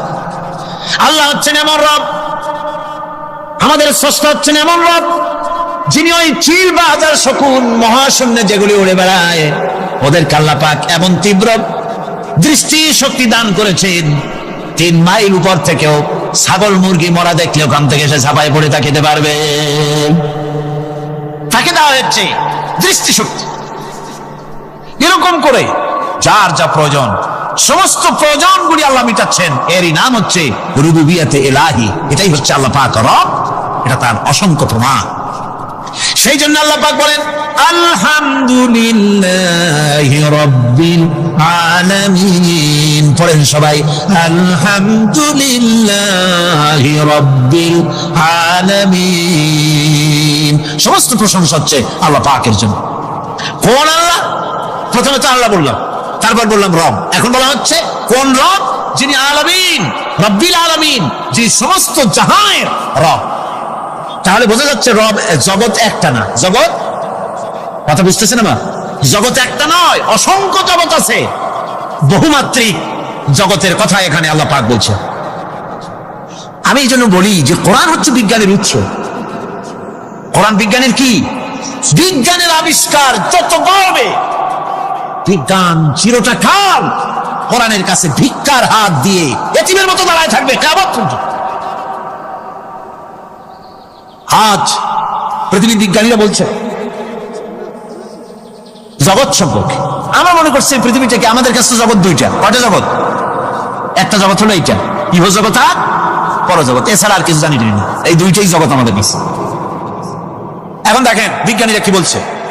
বিজ্ঞানীরা বলছেন সৌরজগতে শুধু আমাদের সৌরজগৎটাই শেষ না, অসংখ্য সৌরজগৎ আছে মহাশূন্যে, অসংখ্য সৌরজগৎ। পৃথিবীর প্রতি 4 বিলিয়ন মানুষ যদি এক একটা সৌরজগৎ দখল করে, তাতেও সৌরজগৎ শেষ হবে না, আরো সহস্র সহস্র বিলিয়ন বিলিয়ন সৌরজগৎ আরো ফাঁকা পড়ে থাকবে। এত সৌরজগৎ আল্লাহ সৃষ্টি করেছেন। এই মহাশূন্যে বহুমাত্রিক জগতের কথা আল্লাহ পাক এখানে বলেছেন। এই পৃথিবী একটা জগৎ, এই মাটির তলে আছে আর এক জগৎ, সমুদ্রের ভিতরে আছে পানির তলার আর এক জগৎ। আর মহাশূন্য যে কি তা আপনার মাথায় শূন্য হয়ে যাবে চিন্তা করতে করতে। এই জন্য বিজ্ঞানীরা, বড় বড় বিজ্ঞানী, এরা কিন্তু নাস্তিক হয় না। বর্তমান বিজ্ঞানীরা চিন্তা করে গবেষণা করে খেয়ে হারিয়ে ফেলছে মহাশূন্যকে দেখে। যেখানে আছে গ্যালাক্সি, যেখানে আছে মিল্কি ওয়ে, যেখানে রয়েছে অসংখ্য তারকা, এই পৃথিবীটা মহাশূন্য আল্লাহ যেভাবে তৈরি করেছেন সেই তুলনায় এই পৃথিবী একটা মার্বেলের চাইতে খুব বেশি একটা বড় কিছু হয় বলে মনে হয় না। পৃথিবী যদি হয় একটা মার্বেলের মতো, তাহলে আমরা যে মানুষ, আমাদের অস্তিত্ব কোথায় চিন্তা করেন। এবার মহাশূন্যে চলেন। মহাশূন্য কি বিশাল মহাশূন্য। একটা তারকা থেকে আর একটা তারকায় যদি যেতে হয় তাহলে সহস্র সহস্র বিলিয়ন বছরের দরকার হবে। কি বছর? এই দুনিয়ার বছর না, আলোক বর্ষ, লাইট ইয়ার। আলো চলে প্রতি সেকেন্ডে কত? 1,86,000 মাইল। এই 1,86,000 মাইলের সেকেন্ড, এর মিনিট, এর ঘন্টা, এর দিন, এর মাস, এর বছর, এই আলোক বর্ষ। সহস্র সহস্র আলোক বর্ষ পার হয়ে যাবে এক তারকা থেকে আর এক তারকায় পৌঁছানো সুকঠিন। এ ধরনের অসংখ্য তারকা আল্লাহ পাক তৈরি করে রেখেছে। সূর্য হচ্ছে পৃথিবীর চাইতে 13 লক্ষ গুণ বড়। এরকম সূর্য বিজ্ঞানীরা এখন বলছে, আগে বলতো 1 কোটি সূর্যের চাইতে বড় তারকা, এখন বলতেছে এই রকমের পৃথিবীর চাইতে 13 লক্ষ বড় যে সূর্য, এরকম 3 কোটি সূর্য খাইয়ে ফেলাইতে পারে। এরকম সহস্র সহস্র তারকা এক একটা গ্যালাক্সির ভিতরে আল্লাহ পাক তৈরি করে গেছে। এখন মনে হচ্ছে যে এই তারকাগুলি বড় না, এই তারকাগুলি চাইতে আবার বড় জিনিস কি, সেটাকে বলা হয় ব্ল্যাক হোল। সেটাকে বলা হয় ব্ল্যাক হোল, অন্ধকার কূপ। ব্ল্যাক হোল আবার ম্যান হোল বুঝবেন না, কিন্তু ম্যান হোলের ঢাকনা চুরি হয় যেমন। তবে একটা দৃষ্টান্ত আপনি বুঝতে পারেন, রাস্তায় রাস্তায় যেমন অসংখ্য ম্যান হোল আছে, ওই রকম করে মহাশূন্যে অসংখ্য ব্ল্যাক হোল আছে, একটা দুইটা না, অসংখ্য। এই ব্ল্যাক হোল আবার দেখা যায় না, অদৃশ্য ব্ল্যাক হোল। এই ব্ল্যাক হোলগুলো কি? এগুলি কোরআনে কারিমের মধ্যে আল্লাহ পাক বলেছেন, ফালা উকসিমু বিমাওয়াকিন নুজুম, ফালা উকসিমু বিমাওয়াকিন নুজুম, শপথ সেই পতনের স্থানের যেখানে নক্ষত্র সমূহ ধ্বংস হয়ে যায়, ধ্বংসপ্রাপ্ত হয়, কসম সেই স্থান সময়ের। সুবহানাল্লাহ। এই অন্ধকার কূপের, এই অন্ধকূপের কসম করছেন আল্লাহ পাক। সেই অন্ধকূপটা কি? সেই ব্ল্যাক হোলটা কি? সেই ব্ল্যাক হোল হচ্ছে ওই যে তারকার কথা বললাম, যে সূর্য খাইতে পারে, 3 কোটি সূর্য খাইতে পারে, এই রকমের তারকাগুলি ঘুরতে ঘুরতে কোন এক কারণে যখন সে ব্ল্যাক হোলের রেঞ্জের মধ্যে এসে যায়, তখন ব্ল্যাক হোল ওকে এমন ভাবে চুষে হজম করে ফেলে যেমন বাচ্চা চকলেট চুষা খাইয়া ফেলায়। এরকম ব্ল্যাক হোলগুলি অত বড় তারকাগুলি খাইয়া চুষা শেষ করে ফেলে দেয়। সুবহানাল্লাহ বিহামদিহি। বিজ্ঞানীরা বলেছেন, আমাদের এই পৃথিবীটা, আল্লাহ না করুন কখনো, আমাদের এই পৃথিবীটা যদি কোনো ব্ল্যাক হোলের আওতায় পড়ে, ওর রেঞ্জে আসে, তাহলে মাত্র 2 সেন্টিমিটারের মধ্যে পৃথিবীটা তার ঘনত্ব লাভ করে ব্ল্যাক হোলের মধ্যে অদৃশ্য হয়ে যাবে, হারায় যাবে, অস্তিত্ব থাকবে না। আল্লাহ পাক, আশ্চর্য লাগে আমার, বিজ্ঞানের বইপত্র যখন পড়ি আমার কাছে আশ্চর্য লাগে। 1400 বছর আগে নবী কোন বিজ্ঞানাগারে পড়াশোনা করেন নাই, কোন সায়েন্স দিয়ে রিসার্চ করেন নাই। সেই নবীর মুখ থেকে এমন বিজ্ঞানময় কোরআন আল্লাহ বের করালেন, যা আজকের পৃথিবীর মডার্ন যুগের বিজ্ঞানীরা কোরআনের কাছে এতিম হয়ে দাঁড়ায় আছে। পৃথিবীর কোন বিজ্ঞানী বলতে পারবে না যে কোরআনে কারিমের অমুক আয়াতটা আনসাইন্টিফিক, এটা হাদিস আমাদের বিজ্ঞানের সাথে মিল খায় না, এমন কথা বলতে পারবে না। বরং কোরআন সার্টিফাই করবে তোমার এই বক্তব্য, তোমার এই থিওরি মোস্ট আনসাইন্টিফিক। কোরআন বলবে, ওরা বলতে পারবে না যে আয়াতটা আনসাইন্টিফিক। সুতরাং কোরআন হচ্ছে মহান বিজ্ঞানময়, কোরআন হচ্ছে আল্লাহ পাকের দেওয়া এক মহান বিধান, যে কোরআনের কারণে আল্লাহ পাক আমাদেরকে হেদায়েত দান করেছেন। সুতরাং এই কোরআন হচ্ছে, কোরআনের মধ্যে যা আছে, গোটা কোরআনে যা আছে সব সূরা ফাতিহায় আছে। সুবহানাল্লাহি ওয়া বিহামদিহি। আল্লাহ পাক বলছেন আলহামদুলিল্লাহি রাব্বিল আলামিন। মহব্বতের সাথে পড়েন সবাই, আলহামদুলিল্লাহি রাব্বিল আলামিন। সমস্ত প্রশংসা, যাবতীয় প্রশংসা সে আল্লাহ পাকের, যিনি তামাম জাহানের পালনেওয়ালা রব। ইনশাআল্লাহ বাকি কথা আগামীকাল বলবো ইনশাআল্লাহ। সকালে বলেন ইনশাআল্লাহ। মুনাজাতের জন্য দাঁড়ানো ভাইরা সব বসেন, যত লোক দাঁড়িয়ে আছে সবাই বসেন। প্রথম দিনের মুনাজাত আল্লাহ পাকের দরবারে, সব বসেন, মহব্বতের সাথে বসেন আর একটু জিকির করেন লা ইলাহা ইল্লাল্লাহ। দুজন আছে আজকে, 8 জন আছে আর একটা দিয়ে আসছে, 4 জন আছে। লা ইলাহা ইল্লাল্লাহু মুহাম্মাদুর রাসূলুল্লাহ। বুখারী শরীফের ভিতরে এসেছে, স্যান্ডেলের ফিতা কাছা যদি ছেড়ে যায়, মানুষের কাছে ছেড়ো না, আমি আল্লাহর কাছে চাও। মাজারে গিয়া খবরদার কোন মাজারে গিয়া কিছু চাইবেন না, মাজারে গিয়া নিজের প্রয়োজনের কথা বলবেন না। পরিষ্কার হারাম, হারাম কোনো সন্দেহ নাই। মাজারে গিয়া কিছু চাইবেন না, চাইবেন আল্লাহর কাছে। আপনি দেখুন, তুমি বিপদে পড়েছ, তুমি যখন চিৎকার মারলে তোমার চিৎকারের আওয়াজ দুনিয়ার কেউ শোনে নাই, কোন রাজা বাদশাহ, তোমার আত্মীয় বন্ধু বান্ধব কেউ শোনে নাই। নদীর অতল তলদেশে মাছের পেটের ভিতরে বসে যে চিৎকার তুমি মারলে পৃথিবীর কেউ শোনে নাই, আমি তোমার আরশের মালিক আল্লাহ রব্বুল আলামিন শুনেছি। শুধু শুনি নাই, জবাব দিয়া দিলাম, মাছের পেটের ভিতরে বেদনার সৃষ্টি করে দিলাম। মাছ বেড়ে উঠল নদীর উপরে, ব্যথার চোটে মাছ দেখলো বমি করা ছাড়া পথ নাই, মাছ কেরিয়ারে কিনারে গিয়া বমি করে ফালাই দিল ইউনূস আলাইহিস সালামকে।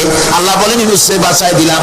ও পৃথিবীর মুমিনেরা, শুধু ইউনূসকে নয়, পৃথিবীর মুমিন বান্দারা যখন বিপদে পড়বে আর আমার কাছে যদি তারা প্রার্থনা করে, আমার কাছে সাহায্য চাই, ওয়া কাযালিকা নুজিল মুমিনিন, এইভাবে করে আমি মুমিনদেরকে বিপদ থেকে বাঁচাইয়া দিব। জোরে কাজ সুবহানাল্লাহ। ওয়াদা কার? ওয়াদা কার? সুতরাং মাসারে না, মসজিদে গিয়ে কাঁদবেন। কোথায় গিয়ে কাঁদবেন? কোথায়? মসজিদে গিয়ে কাঁদবেন। আমার বন্ধুগণ, আল্লাহ রাব্বুল আলামিন বলেন ইয়ানসুরকুমুল্লাহু ফালা গালিবা লাকুম। আল্লাহ যদি তোমাকে সাহায্য করেন, তবে কোন শক্তি তোমাকে তার উপরে জয়ী হতে পারবে না, কেউ তোমাকে তার থেকে ফেরাতে পারবে না। আর যদি আল্লাহ তোমাকে জিল্লতি দেন, যদি তোমাকে আল্লাহ পাক লাঞ্ছিত করেন, তোমাকে কেউ সম্মান দিতে পারবে না। দেখুন, ইব্রাহিম আলাইহিস সালামকে নমরুদ আগুনের মধ্যে ফেলাই দিলে, জিবরাইল বলছেন ইব্রাহিম আমার কাছে সাহায্য চাও, আমি তোমার বাঁচাই দেবো, আগুন দ্বারা নিভাই দিব। কত বড় কথা, আমি বাঁচাই দেবো, আমার কাছে বলো না। ইব্রাহিম আলাইহিস সালাম জিবরাইলের কাছে সাহায্য চাইছে, কোন চেয়েছেন? হযরত ইব্রাহিম বলেন জিবরাইল, সাহায্য তোমার কাছে আমি কেন চাইবো? তোমার কাছে সাহায্য চাওয়ার প্রশ্ন ওঠে না, কারণ আমি এমন কোন অন্ধ আল্লাহ ইবাদত করি না যে আল্লাহ তার গোলামের দুঃখ নিজের চোখে না দেখে। আমি আগুনে পড়ে গেলে, আগুনে জ্বললে পরে আমার আল্লাহ যদি খুশি হন, তাহলে এরকম আগুনে 1000 বার পড়ে জীবন দিতে আমি ইব্রাহিম রাজি আছি। ইব্রাহিম আলাইহিস সালাম আগুনে পড়ে গেলেন, আল্লাহ পাক দেখলেন ইব্রাহিম পাস করছে, কন্ডিশন ফার্স্ট ক্লাস পাস করে আগুনের ভিতরে পড়ে গেলেন। আল্লাহ পাক সঙ্গে সঙ্গে আগুনের প্রতি নোটিশ করে দিলেন, ইয়া নারু কুনি বারদাও ওয়া সালামান আলা ইব্রাহিম। আগুন আমার ইব্রাহিমের জন্য শান্তিদায়ক, ঠান্ডা হয়ে যা। সুবহানাল্লাহ ওয়া বিহামদিহি। এই জন্য আল্লাহ রাসূল বলেছেন, ইযা সালতা ফাসআলিল্লাহ, যদি কিছু চাও কার কাছে চাইবা? কে শেখাচ্ছেন? রাসূল। আল্লাহ রাসূল বলেছেন, ইযা সালতা ফাসআলিল্লাহ, যদি কিছু চাও আল্লাহর কাছে চাও। ওয়া ইযা ইসতানতা ফাসতাইন বিল্লাহ, আর যদি চাইতে চাও, সাহায্য চাও, সাহায্য চাইবা আল্লাহর কাছে। কার কাছে? কোন মাজারে চাইবেন? কোন মাজারে চাইবেন? কোন কবরস্থানে চাইবেন? কারা কারা চাইবেন না হাত উঁচু করে দেখান। আলহামদুলিল্লাহ।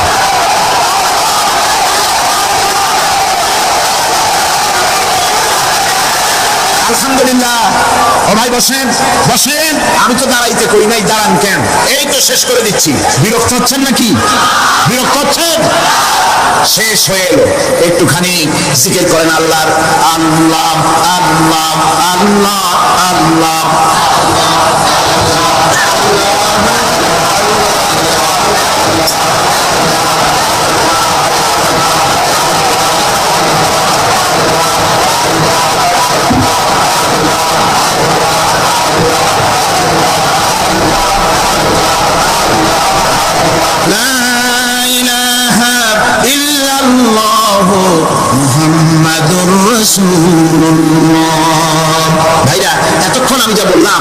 আর রহমান আল্লামাল কোরআন, আল্লাহ আমাদের কোরআন শিখাইছেন, দয়াবান মেহেরবান, তিনি আমাদের কোরআন শিখাইছেন, কোরআন আমাদেরকে তাওহীদ শিখাইছে। কি শিখাইছে?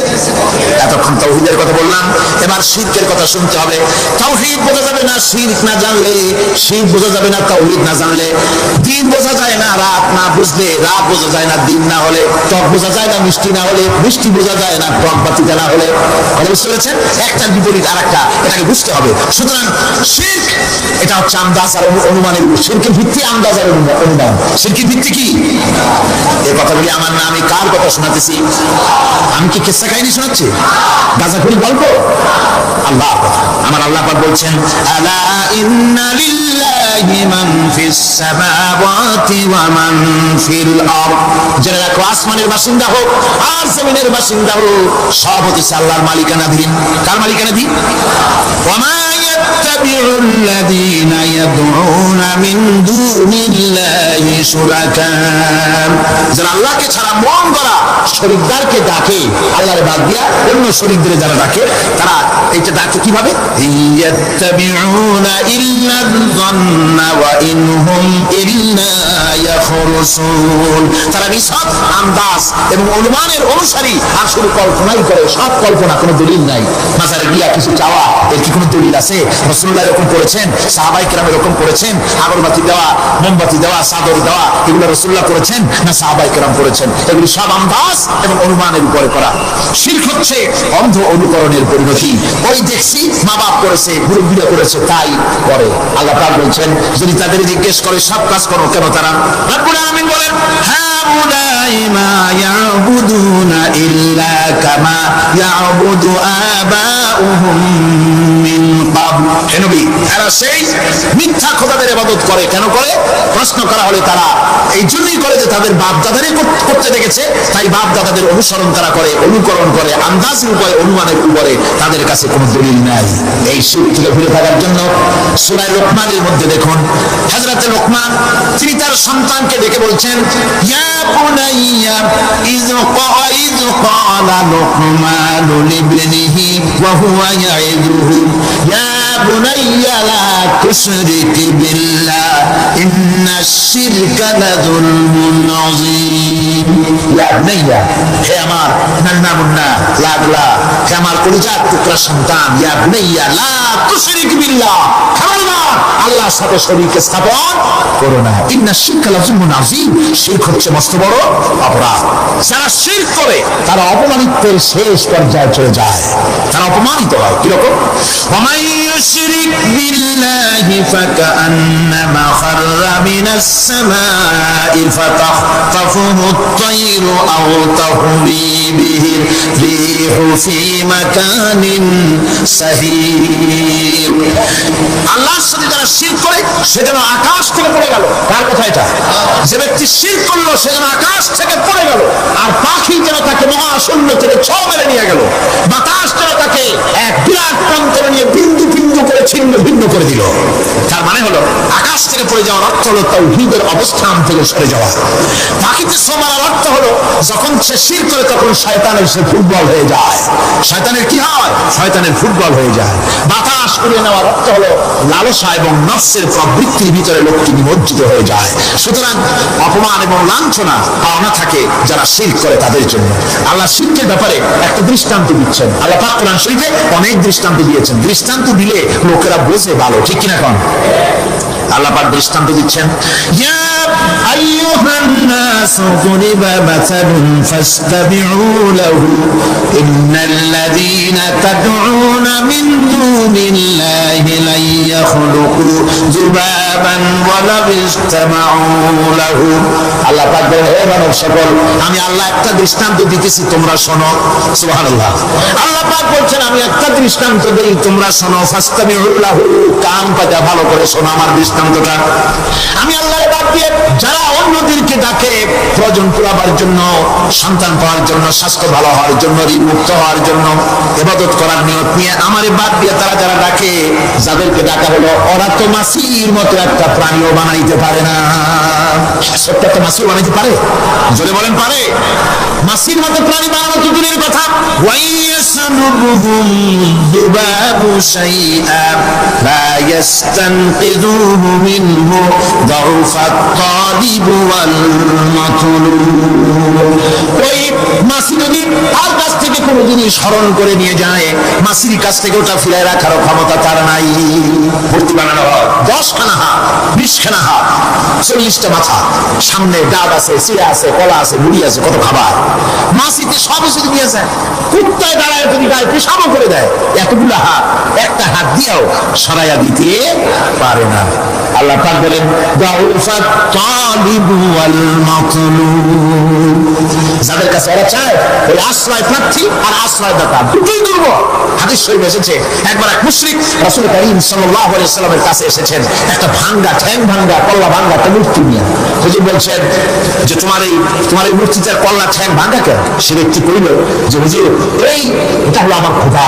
বিপদ আপদ থেকে বাঁচার জন্য সবসময় বলে রাখি, না জানি কোন সময় কোন বিপদে পড়ে যায়। পথে চলতে গিয়ে পেশাব আসলো, ভাবলাম খোদারে নিয়ে এই কাম করুন, তারা রাস্তার উপরে দাঁড় করে রেখা এরপরে আমার কাজ সারলাম। এসে দেখি খোদাটার মাথা থেকে শুরু করে পা পর্যন্ত খালি ভিজা। ভাবলাম খোদার শরীর ভিজা, নিশ্চয়ই কোনো বরকতের পানি হবে না। কোলে তুলে নিয়ে সাফ আরম্ভ করলাম। সারতে গিয়ে টের পাইলাম যে গন্ধ লাগে টক টক। আশ্চর্য কথা, বরকতের পানি এরকমের ঝাঁঝালো গন্ধ, নাক ছিঁড়ে যাওয়ার মতো। বিষয়টা কিসের বরকত?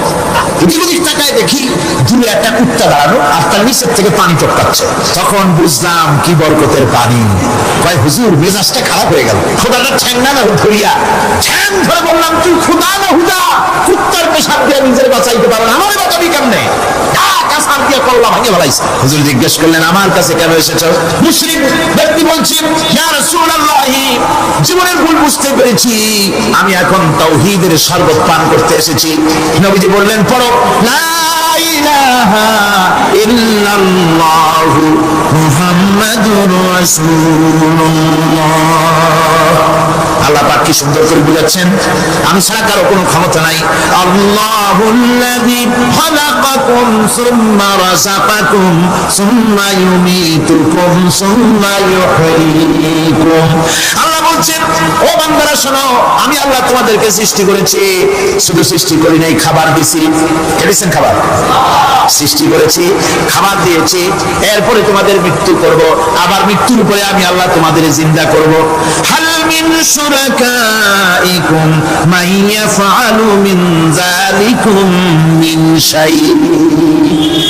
তোমরা তাদের পূজা করো, তোমরা তাদের ইবাদত করো, আমি আল্লাহ ছাড়া আমি যে সব কাজ করি এই সব কাজ তোমাদের ওই সব দেবদেবতারা করতে পারে? আল্লাহ বলেন পারে না। সুবহানাহু ওয়া তাআলা আম্মা ইউশরিকুন। তিনি পবিত্র, পবিত্র, পবিত্র। তারা যে সমস্ত কথা বলে আর আল্লাহর সাথে যে সমস্ত জিনিস দিয়ে শরীক স্থাপন করে তার থেকে আল্লাহ মহান, পবিত্র। আল্লাহ পাক বলেন দেখো আমার কত ক্ষমতা, চিন্তা করো। কুল আরাইতুম ইন আখাযাল্লাহু সামআকুম ওয়া আবসারাকুম ওয়া খাতামা আলা কুলুবিকুম মান ইলাহুন গায়রুল্লাহি ইয়াতিকুম বিহি।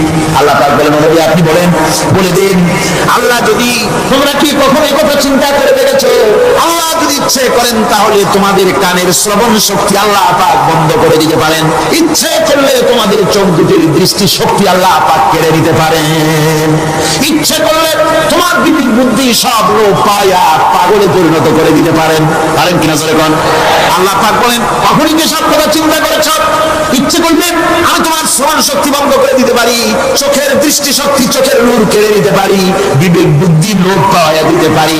এরপরে এগুলি যদি আমি করি, মান ইলাহুন গায়রুল্লাহি ইয়াতিকুম বিহি, তাহলে আমি আল্লাহ ছাড়া মন কি আছে?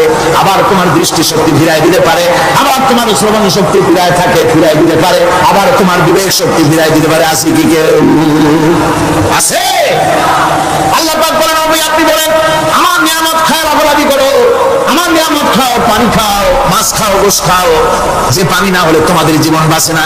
কুল আরাআইতুম ইন আসবাহা মাউকুম গাওরান ফামান ইয়াতিকুম বিমাইন মাইন। নবী করে দিন সমুদ্রের পানি, দরিয়ার পানি, কুয়ার পানি, পাতালের পানি, সমস্ত পানি দিয়ে আমি আল্লাহ শুকায় দেই, তাহলে এখন কোন খোদা তোমার আছে নতুন করে পানি আমদানি করে দিতে পারে?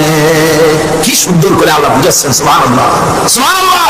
আল্লাহ পাক আবার বলেন, শোনো বান্দারা, ও নবী আপনি মানুষকে ভালো করে বুঝান। কুল আরাইতুম ইন জাআলাল্লাহু আলাইকুমুল লাইলা সারমাদান ইলা ইয়াউমিল কিয়ামাহ। ও নবী ভালো করে বুঝান, আমি যদি এই রাতটাকে টেনে কিয়ামত পর্যন্ত লম্বা করে দেই, এই রাত যদি আর সকাল না হয়, মান ইলাহুল গায়রুল্লাহি ইয়াতিকুম বিদিয়া, আমি আল্লাহ ছাড়া কে আছে রাতের অন্ধকার দূর করে দিয়ে সূর্যের আলো এনে দিতে পারে? আছে কে? আফালা তাসমাউন, তোমরা শুনতে পাও না? কান নাই? আল্লাহ পাক বলছেন শুনতে পাও, ইচ্ছে করলে আমি তা করতে পারি। শুধু তাই নয়, কুল আরাইতুম ইন জাআলাল্লাহু আলাইকুমুন নাহারা সারমাদান ইলা ইয়াউমিল কিয়ামাহ। কবিতা শুনে শখ মিটাইয়া রাজা বলছে, এটা কি একটা নতুন কবিতা হলো? কবি, এটা তো আমি জানি। কবি কয়েছেন, আপনি জানবেন কি? এগুলো তো আমি তৈরি করেছি, কত হোমওয়ার্ক করে রাত দিন রাত জাগা কষ্ট করে এটা তৈরি করেছি, আর আপনি বলছেন আমি জানি। বাদশা বলছে, শুধু আমি না, তোমার বিশ্বাস হয় না? এই যে আমার পাশে যে সব পারিষদের লোকেরা যারা বসে আছে ওরাও জানে। কবি চ্যালেঞ্জ করলো, অসম্ভব, আমি সারা রাত জেগে জেগে কষ্ট করে রুদ্ধদ্বার কক্ষে বসে বসে কবিতা রচনা করেছি, কারো জানার কথা না। তোমার বিশ্বাস হয় না? ওই যে একবার শুনলে যার মুখস্থ হয় তার বললো তুমি শোনাও তো, সে দাঁড়ায় শোনাই দিল। দুইবার শুনলে যার মুখস্থ হয় তার তো দুইবার শোনা হয়ে গেছে, বললো তুমি শোনাও, সেও শোনাই দিল। তিনবার শুনলে যার মুখস্থ হয় তার তো তিনবার শোনা হয়েছে, বললো তুমি শোনাও তো, সেও শোনাই দিল। কবি বেচারা বেকুব হয়ে হেঁটে গেল। এরকম কবিদের কাছ থেকে নতুন নতুন কবিতা শুনে শখ মেটাতে মেটাতে এক চালাক কবি অবস্থাটা বুঝে ফেলেছে। সে বুঝে এক কবিতা তৈরি করে এনেছে, এনে বলছে, জাহাপানা আমি এক কবিতা এনেছি। বললো না যে নতুন কবিতা এনেছি, কবিতা এনেছে। বাদশা বলল শোনাও। কবি কবিতা শোনালেন। তার কবিতার অর্থ ছিল এরকম যে, হে রাজা, আপনার পিতা আর আমার পিতার সাথে ছিল গভীর বন্ধুত্ব।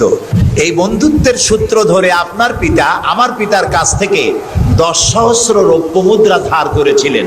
চুক্তিপত্রে লেখা ছিল, আপনার পিতা আর আমার পিতা মরে যাওয়ার পর আপনি আপনার পিতার উত্তরাধিকার সূত্রে আমার পিতার কাছে দেনা হিসাবে 10,000 রৌপ্য মুদ্রা আমাকে পরিশোধ করবেন। বাদশাহ শুনিয়া চিন্তা করলো, সর্বনাশ,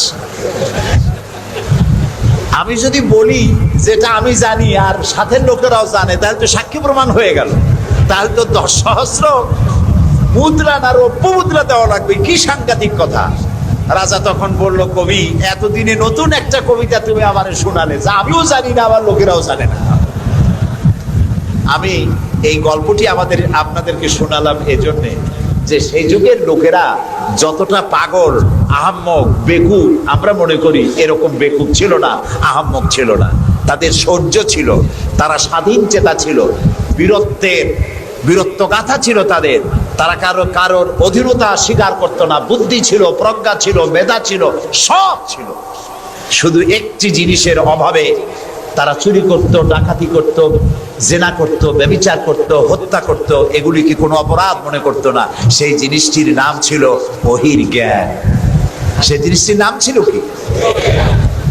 আল্লাহ রাব্বুল আলামিন সেই যুগে এই মানুষগুলির পরিবর্তনের জন্য, গোটা বিশ্বে শান্তি আনার জন্য, পৃথিবী যখন ধ্বংসের দ্বার প্রান্তে দাঁড়িয়েছে, রহমত ছাড়া পৃথিবীকে আর রক্ষা করা যাবে না, তখন আল্লাহ তাআলা রাসূলকে রহমত হিসাবে পাঠালেন। আল্লাহ তাআলা বলছেন, ওয়ামা আরসালনাকা ইল্লা রাহমাতাল লিল আলামিন। নবী হে, আমি আপনাকে আমার গোটা বিশ্বের জন্য, গোটা সৃষ্টি জগতের জন্য আমি আপনাকে আমার করুণার মূর্ত প্রতীক করে পাঠালাম। সৃষ্টি জগতের জন্য আপনি আমার রহমত। সুবহানাল্লাহ।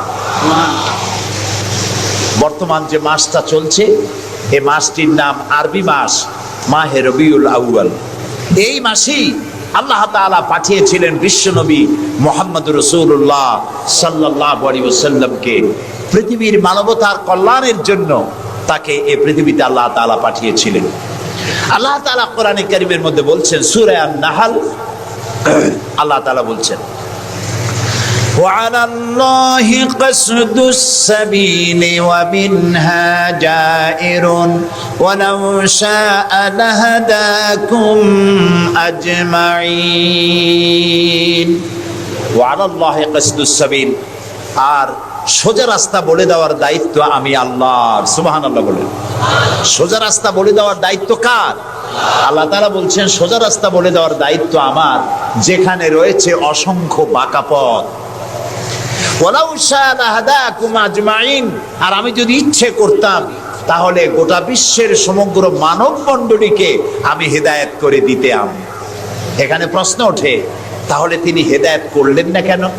এই যে পৃথিবীতে নানামুখী মানুষ, কেউ আল্লাহ মানে, কেউ মানে না, কেউ নামাজ পড়ে, কেউ পড়ে না, কেউ মদ খায়, জেনা করে, এই যে নানামুখী নানা চরিত্রের মানুষ, আল্লাহ বলছেন আমি হেদায়েত ইচ্ছে করলে সবাইকে করে দিতে পারতাম, তাহলে তিনি করলেন না কেন?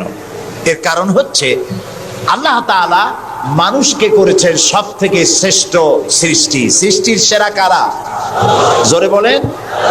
আচ্ছা, সৃষ্টির সেরাই মানুষ হলো কি করে? মানুষ কি পাখির মতো উড়তে পারে? মানুষ কি চিতাবাঘের মতো দৌড়াতে পারে? মানুষ কি মাছের মতো সাঁতরাতে পারে? মানুষ কি বাঘের মতো ক্ষিপ্রতা, সিংহের মতো হিংস্রতা, সাপের মতো ক্রুদ্ধতা, এগুলি মানুষের মধ্যে কি আছে? নাই। তাহলে মানুষ সৃষ্টির সেরা হলো কিভাবে? বলতে পারেন? সৃষ্টির সেরা হয়েছে তার জ্ঞানের কারণে। আল্লাহ তাআলা চাঁদ সূর্যকে যেভাবে বাধ্য করেছেন তার হুকুম মানার জন্য, আমাদেরকে আল্লাহ তাআলা এভাবে হুকুম মানতে বাধ্য করেন নাই। কোরআন শরীফে আল্লাহ তাআলা বলেছেন, ওয়ালাকাদ কাররামনা বানি আদম। আল্লাহ তাআলা বলেন, আদম সন্তানকে আমি সম্মানিত করেছি। চাঁদ, সূর্য, গ্রহ, নক্ষত্র, সৌররাজি, নবমণ্ডল, ভূমণ্ডল সবকিছু আল্লাহর আইন মানতে বাধ্য না বাধ্য নয়? আল্লাহ তাআলা কোরআনে কারীমে বলেছেন, আফা গায়রা দীনিল্লাহি ইয়াবগুন ওয়া লাহু আসলামা মান ফিস সামাওয়াতি ওয়াল আরদি তাওআন ওয়া কারহা। আফা গায়রা দীনিল্লাহি ইয়াবগুন, তোরা কি আল্লাহর দেওয়া জীবন ব্যবস্থাকে ছেড়ে দিয়ে অন্যের তৈরি করা মতবাদ গ্রহণ করতে চাও? ওয়ালাহু আসলামা মান ফিস সামাওয়াতি ওয়াল, অথচ আকাশে যা আছে, জমিনে যা আছে, সব কিছু তার আনুগত্যের মস্তককে আমার সামনে নত করে দিয়েছে। সুবহানাল্লাহ। চাঁদ এবং সূর্য, সূর্যের কোনো ক্ষমতা নাই। রাত এখন বাংলাদেশে 8:40, রাত। সূর্যের কোনো ক্ষমতা নাই এখন বাংলাদেশে সে উদিত হয়। রাতের অধিকারকে সূর্য ক্ষুণ্ণ করতে পারে না, সূর্যের অধিকারকে চন্দ্র ক্ষুণ্ণ করতে পারে না। লাশ-শামসু ইয়ামবাগি লাহা আন তুদরিকাল কামারা ওয়ালাল লাইলু সাবিকুন নাহার ওয়া কুল্লুন ফি ফালাকিন ইয়াসবাহুন। আকাশে জমিনে যা কিছু আছে সব আল্লাহর হুকুম মেনে চলছে, কেউ কাউকে অতিক্রম করতে পারে না। তাহলে আমরা বুঝলাম চাঁদ সূর্য হুকুম মানে কার? জোরে বলেন। এই যে গাছগুলি, চতুর্দিকে যত গাছপালা আপনারা দেখতে পান, সুবরি গাছে নারকেল হবে না, নারকেল গাছে তাল হবে না, বেল গাছে জাম হবে না, আম গাছে লিচু হবে না। ওয়ালান তাজিদ লি সুন্নাতিল্লাহি তাবদীলা। আল্লাহ তাআলা বলছেন আমার লব, নেচার, প্রকৃতির আইনের ভেতরে কোনো পরিবর্তন হবে না, আমার আইন তারা মানতে বাধ্য। কেবলমাত্র মানুষ, কেবলমাত্র মানুষ। আমি তোমাদেরকে সম্মানিত করেছি, সেই জন্য আমি তোমাকে আইন মানতে বাধ্য করি নাই। কোরআন শরীফে আল্লাহ পাক বলছেন, ইচ্ছে করলে কুফরি করতে পারো, ইচ্ছে করলে ঈমান আনতে পারো, ইচ্ছে করলে মুমিন হতে পারো, ইচ্ছা করলে কুফরিও করতে পারো। এটা তোমার ইচ্ছার উপরে ছেড়ে দিয়েছে। কারণ কাদ তাবায়্যানার রুশদু মিনাল গাই, হক আর বাতিল দুইটাকে আমি আলাদা করে দেখিয়ে দিয়েছি। আসহাবুল ইয়ামিন, আসহাবুশ শিমাল, ডানপন্থী আর বামপন্থী দুইটা দল আমি দেখাই দিয়েছি। ডান দিকে, আর এটা বোঝার জন্য বিবেক দিয়েছি। কি দিয়েছি বলেন? বিবেক বিবেক আছে আমাদের, আছে কি না? বিবেক দিয়েছি বোঝার জন্য। ডান দিকে যারা যাবে, এই ডান দিকের নেতৃত্ব দিবে নবীরা, আর নবীরা ডানপন্থীদেরকে সাথে নিয়ে চলে যাবে কোথায়? আল্লাহর জান্নাতে। আর যারা বামপন্থী, তাদের নেতৃত্ব দেবে শয়তান। কে দেবে নেতৃত্ব?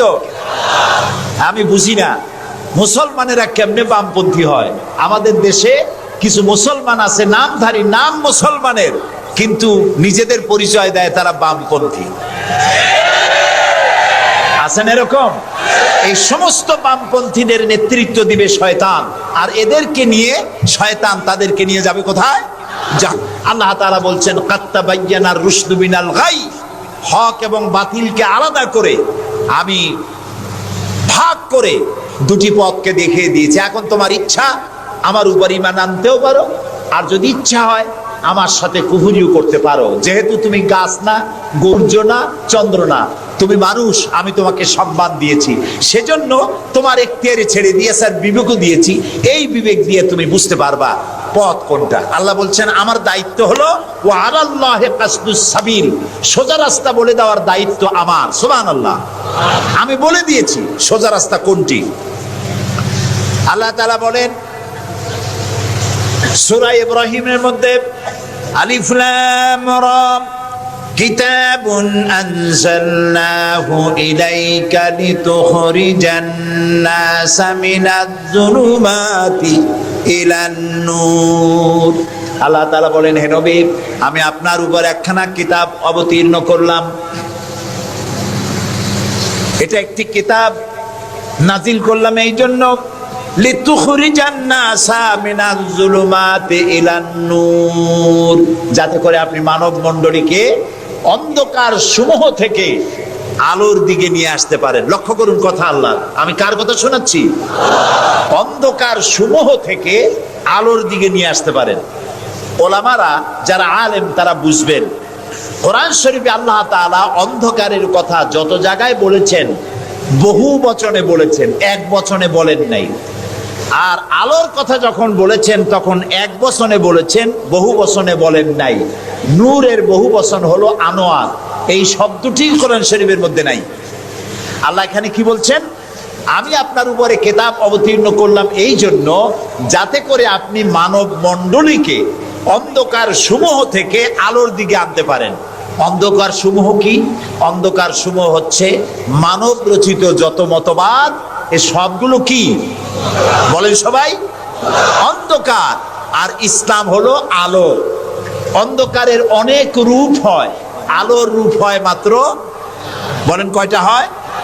দেখুন, অঙ্ক যেদিন পরীক্ষা হয়, ম্যাট্রিক হোক আর দাখিল পরীক্ষা হোক, অঙ্কের যে পরীক্ষাটা যেদিন হয় সেদিন অঙ্ক পরীক্ষা দিতে গিয়ে যাদের অঙ্ক ভুল হয় তাদের ফলাফল একরকম হয় না বহু রকম হয়? ভুল যা হয় কয় রকম হয়, আর অঙ্ক যাদের রাইট হয় তাদের কয় রকম হয়? একরকম। তাহলে এর দ্বারা কি বোঝা যায়? সত্যের রূপ একটা আর ভুলের রূপ অনেকগুলো। এই জন্য আলোর রূপ একটা, অন্ধকারের রূপ অনেক। যেমন বিদ্যুতের আলো, কেরোসিনের আলো, হেসাকের আলো, চাঁদের আলো, সূর্যের আলো, যত রকমের আলো আছে সব আলোর রূপ একটাই, কিন্তু অন্ধকারের রূপ বিভিন্নতর। শবে কাজেবের এক রকমের অন্ধকার, অমাবস্যার আর এক রকমের অন্ধকার, রাতের আধারের আর এক রকম অন্ধকার, মেঘাচ্ছন্ন হওয়ার আর এক রকম অন্ধকার, কুয়াশাচ্ছন্ন হওয়ার আর এক রকম অন্ধকার, দরজা জানালা ভেন্টিলেটর সব বন্ধ করে দেওয়ার আর এক রকমের অন্ধকার। অন্ধকারের রূপ অনেক আর আলোর রূপ একটা। আল্লাহ বলছেন কোরআন এই জন্য নাজিল করেছি লিতুখরিজান নাস, পাঠালেন এবং তাকে সর্বাধিক মর্যাদা দিলেন। এত বড় মর্যাদা আল্লাহ তাআলা পৃথিবীতে আর কারো দেন নাই। সুবহানাল্লাহ। কোরআনে কারীমের মধ্যে আমরা দেখতে পাই আল্লাহ রাব্বুল আলামিন যখনই কোন নবীকে ডাকার দরকার বোধ করেছেন তিনি নাম ধরে ধরে রেখেছেন। তিনি বলেছেন ইয়া আদম, ইয়া জাকারিয়া, ইয়া ইব্রাহিম, ইয়া ঈসা, ইয়া মূসা। গোটা কোরআন শরীফ তন্ন তন্ন করে যদি তালাশ করা যায়, কোরআন শরীফের ভিতরে কোথাও ইয়া মুহাম্মদ এই শব্দটি, এই বাক্যটি কোথাও পাওয়া যাবে না। আল্লাহ তাআলা তার রাসূলকে মুহাম্মদ সাল্লাল্লাহু আলাইহি সাল্লামকে কোরআনে কারিমে কোথাও নাম ধরে ডাকেন নাই। কেন ডাকেন নাই? তাকে মর্যাদা দিয়েছেন। সুবহানাল্লাহ বলুন। আল্লাহ রাব্বুল আলামিন নিজে তো নাম ধরে ডাকেনি নাই, বরং কোরআনে কারিমে আল্লাহ রাব্বুল আলামিন বলেছেন, ও পৃথিবীর মানুষেরা, আমার নবীকে তোমরাও যেন পরস্পরকে যেভাবে নাম ধরে ডাকাডাকি করো, আমার নবীকে তোমরা সেভাবে নাম ধরে ডাকবে না। আল্লাহ নিষেধ করে দিয়েছেন। কোরআনে কারীমের মধ্যে আল্লাহ তাআলা তাকে নাম ধরে ডাকেন নাই এবং তার মর্যাদা সমস্ত নবীদের চাইতে বেশি দিয়েছেন। পৃথিবীতে যত নবী এলেন, সমস্ত নবীরা এসেছেন যার যার এলাকার উপরে ভিত্তি করে, ভাষার উপরে ভিত্তি করে, গোত্রের উপরে ভিত্তি করে। মুহাম্মদ সাল্লাল্লাহু আলাইহি সাল্লাম শুধু আরবি ভাষাভাষীদের নবী ছিলেন না, শুধুমাত্র মক্কার এবং মদিনার নবী ছিলেন না, তিনি বিশ্ব নবী। বলুন তো কি নবী? আল্লাহ রাব্বুল আলামিন কোরআনে কারীমের মধ্যে বলেছেন, বুনিয়া আইয়ুহান নাসু ইন্নী রাসূলুল্লাহি ইলাইকুম জামিআ। আল্লাহ তাআলা বলেন, হে নবী আপনি বলুন, ও পৃথিবীর মানব মণ্ডলী, আমি আল্লাহর পক্ষ থেকে তোমাদের সকলের জন্য আমি রাসূল হয়ে এসেছি। কিয়ামত পর্যন্ত এই পৃথিবীতে যত মানুষ আসবে সমস্ত মানুষের জন্য রাসূল বলেছেন, শুধু মানুষের জিন নয়, আল্লাহর সমস্ত সৃষ্টি জগতের জন্য আল্লাহ তাআলা আমাকে রাসূল করে পাঠিয়েছেন। সুবহানাল্লাহ। নবী করিম সাল্লাল্লাহু আলাইহি সাল্লাম পৃথিবীতে এলেন এবং আল্লাহ তাআলা তাকে এই সম্মান দিয়ে, মর্যাদা দিয়ে পৃথিবীতে কেন পাঠালেন? সূরা ফাতহার মধ্যে আল্লাহ তাআলা বলছেন, হুয়াল্লাযী আরসালা রাসূলাহু বিল হুদা ওয়া দীনিল হক লিইয়ুযহিরাহু আলাদ-দীনি কুল্লিহি ওয়া কাফা বিল্লাহি শাহীদা।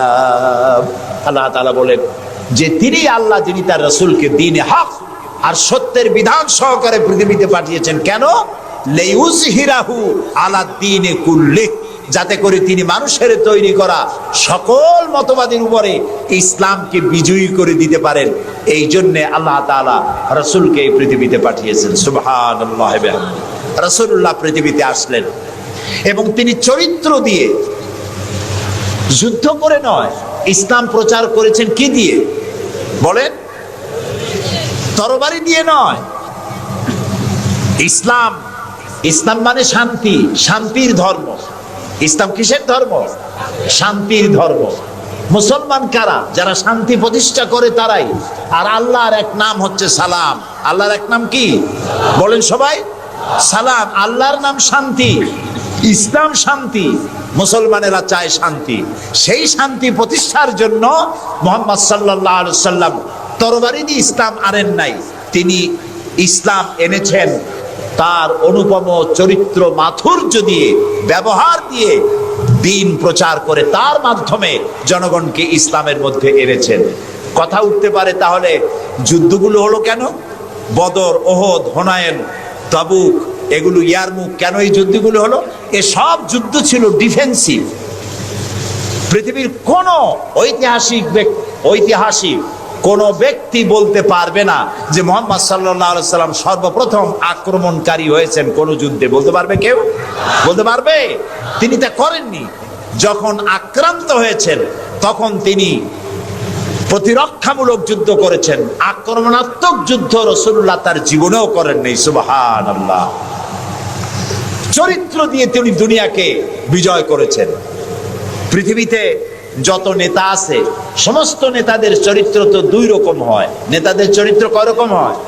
দুই রকম। একটা হয় পার্সোনাল ক্যারেক্টার, আর একটা হয় পাবলিক ক্যারেক্টার। একটা হয় জনগণকে দেখানোর, আর একটা হয় ব্যক্তিগত। রাসূলুল্লাহর চরিত্র এরকম দুই রকম ছিল না। একটু মাথা খাটায় চিন্তা করেন, পৃথিবীতে কোন নেতা আছেন যিনি জনগণের সামনে দাঁড়িয়ে বলতে পারবেন আমি ছাত্র জীবনে যা করেছি, যৌবনে যা করেছি, রাজনৈতিক নেতা হিসাবে গোপনে গোপনে যা করি, এসব কথাগুলি মানুষের কাছে, আমার দলের কাছে, দেশবাসীর কাছে খুলে বলে দাও, এরকম বলতে পারবে কেউ? একজনও পারবে না। যদি বলে তাহলে সব সর্বনাশ। এই পৃথিবীতে একমাত্র নেতা জনাবে মুহাম্মদুর রাসূলুল্লাহ সাল্লাল্লাহু আলাইহি ওয়াসাল্লাম। তিনি বলেছেন, ও আমার সাহাবীরা, ও আমার স্ত্রীরা, দিনের আলোতে আর রাতের আধারে আমার ভিতরে তোমরা যে আচরণ আমার দেখতে পাও, আমার ওঠা বসা, আমার চলাফেরা, আমার আচার আচরণ, যা কিছু আমার ভিতরে দেখতে পাও, সবগুলি খুলে খুলে মানুষের সামনে বলে দাও। সুবহানাল্লাহ। রাসূলুল্লাহর চরিত্রের সার্টিফিকেট, তার আখলাক কেমন, এটা জানার জন্য হযরত আয়েশার কাছে কয়েকজন সাহাবী প্রশ্ন করেছিলেন, মা, রাসূলুল্লাহর কাছে বেশি সময় কাটাবার সুযোগ আপনি পান, তার ইনস এন্ড আউট আপনি ভালো করে জানেন, বলুন তো তার আখলাক কেমন, তার চরিত্র কেমন? মা আয়েশা বললেন, তোমরা কি কোরআন পড়েছো? বললেন, হ্যাঁ কোরআন পড়েছি। কোরআন কি বোঝো? হ্যাঁ কোরআন বুঝি। হযরত আয়েশা বলেন, কোরআন যদি পড়ে থাকো, কোরআন যদি বুঝে থাকো, রাসূলের চরিত্র আমার কাছে জানার কোনো দরকার নাই। যেটা কোরআন তোমরা পড়েছো, কোরআনের বাস্তব নমুনা যদি দেখতে চাও, আল্লাহর নবীর দিকে তাকায়া দেখো। তার চরিত্র হলো কোরআন। রাসূলুল্লাহর চরিত্র কি? কোরআন। রাসূলুল্লাহর নবুয়তের 23 বছরের জীবনে যা আছে, 30 পারা কোরআনে তাই আছে। 30 পারা কোরআনে যা আছে, রাসূলুল্লাহর 23 বছরের নবুয়তের জীবনে তাই আছে। বড় করে বলেন সুবহানাল্লাহ। এই ছিল রাসূলের জীবন। তার চরিত্র সম্পর্কে আল্লাহ তাআলা বলছেন, ওয়া ইন্নাকা লাআলা খুলুকিন আযীম। হে নবী, আপনি উন্নত চরিত্রের উপরে প্রতিষ্ঠিত। আল্লাহ বলতেছেন। কে বলতেছেন? আল্লাহ বলতেছেন আপনি উন্নত চরিত্রের উপরে প্রতিষ্ঠিত। সুবহানাল্লাহ। এবং আমাদেরকে বলা হচ্ছে, আমাদেরকে, কাদেরকে? সারা দুনিয়ার মুসলমানদেরকে বলা হচ্ছে, লাকাদ কানা লাকুম ফি রাসূলিল্লাহি উসওয়াতুন হাসানা, গ্রহণযোগ্য মহত্তম আদর্শ তোমাদের জন্য আদর্শ রয়েছে তোমাদের রাসূলের মধ্যে। আমরা উল্টা কাজ করি। আমরা ইসলামরে চিনি পীর সাহেবরে দিয়া, মৌলানা সাহেবরে দিয়া, হুজুররে দিয়া ইসলাম বুঝতে চেষ্টা করি। এটা উল্টা কাম। আসলে ইসলাম দিয়া, কোরআন দিয়া, হাদিস দিয়া পীর সাহেবকে যাচাই করা উচিত, কোরআন হাদিস মতো উনি আছেন কিনা।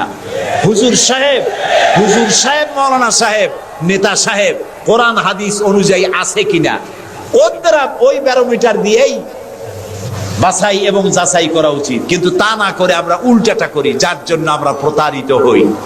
এই জন্য রাসূল হচ্ছেন আমাদের নেতা হিসাবে শ্রেষ্ঠ নেতা। তার থেকে বড় নেতা আকাশের নিচে জমিনের উপরে কেউ নাই।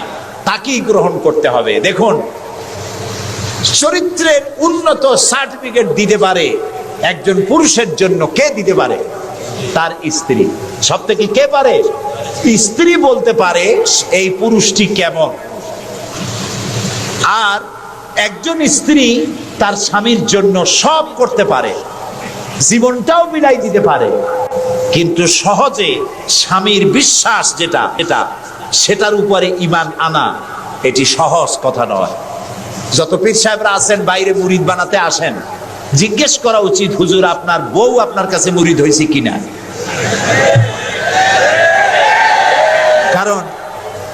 কারণ বউ জানে। বাইরে এসে যতই হুজুর অনেক কিছু নামের আগে মেজবাউল আরেফিন, সিরাজুস সালিকিন, তারপরে কি কুতুবে রব্বানি, গাউসে সামদানি,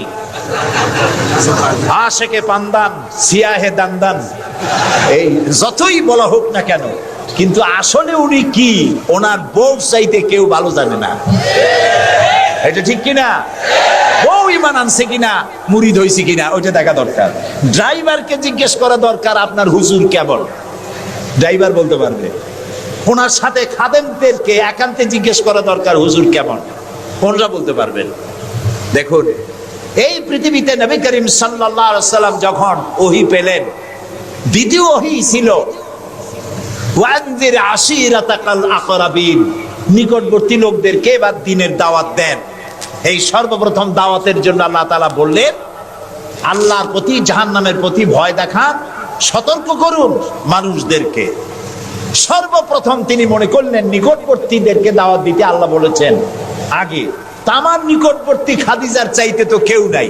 খাদিজার কাছে গিয়েই রাসূলুল্লাহ দাওয়াত দিলেন। দাওয়াতটা কি বললেন? খাদিজা, এই যে চোখে দেখা লাত, মানাত, উজ্জা, হুবাল, এর একটাও খোদা না, এগুলো বেহুদা।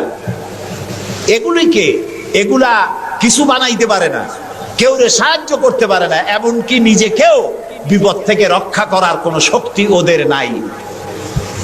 এক অদেখা আল্লাহ আছেন, যিনি ছাড়া কোনো ইলাহ নাই। তোমাকে আমাকে তিনিই সৃষ্টি করেছেন, তাকে আল্লাহ হিসাবে মানো, যারা দেখা যায় না। আর আমি সেই আল্লাহর শেষ নবী, আমাকে নবী হিসাবে মানো। কত বড় কঠিন কথা, কত বড় কঠিন কথা। প্রিয় ভাই সব, পর্দার আড়ালের মা বোনেরা, লক্ষ্য করুন, হযরত খাদিজাতুল কুবরা রাদিয়াল্লাহু তাআলা আনহা 40 বছরের বয়সের সময় মুহাম্মদ সাল্লাল্লাহু আলাইহি সাল্লামকে বিয়ে করেছিলেন। তখন তার বয়স 25 বছর। আর আজ 40 বছর বয়সে নবীজি নবুয়ত পেয়েছেন। 15টি বছর সময় পেয়েছেন রাসূলকে কাছে থেকে দেখার। হযরতে খাদিজা যখনই দ্বীনের দাওয়াত পেলেন, অদেখা আল্লাহকে বিশ্বাস করতে হবে, মুহাম্মদ সাল্লাল্লাহু আলাইহি সাল্লামের নবুয়ত মানতে হবে, এই প্রশ্ন যখন সামনে এলো, হযরতে খাদিজা কোনো প্রশ্ন তোলেন নাই, এক মুহূর্ত দেরিও করেন নাই, সঙ্গে সঙ্গে পড়ে নিয়েছেন লা ইলাহা ইল্লাল্লাহু মুহাম্মাদুর রাসূলুল্লাহ। হযরত খাদিজা বললেন আবুল কাসেম।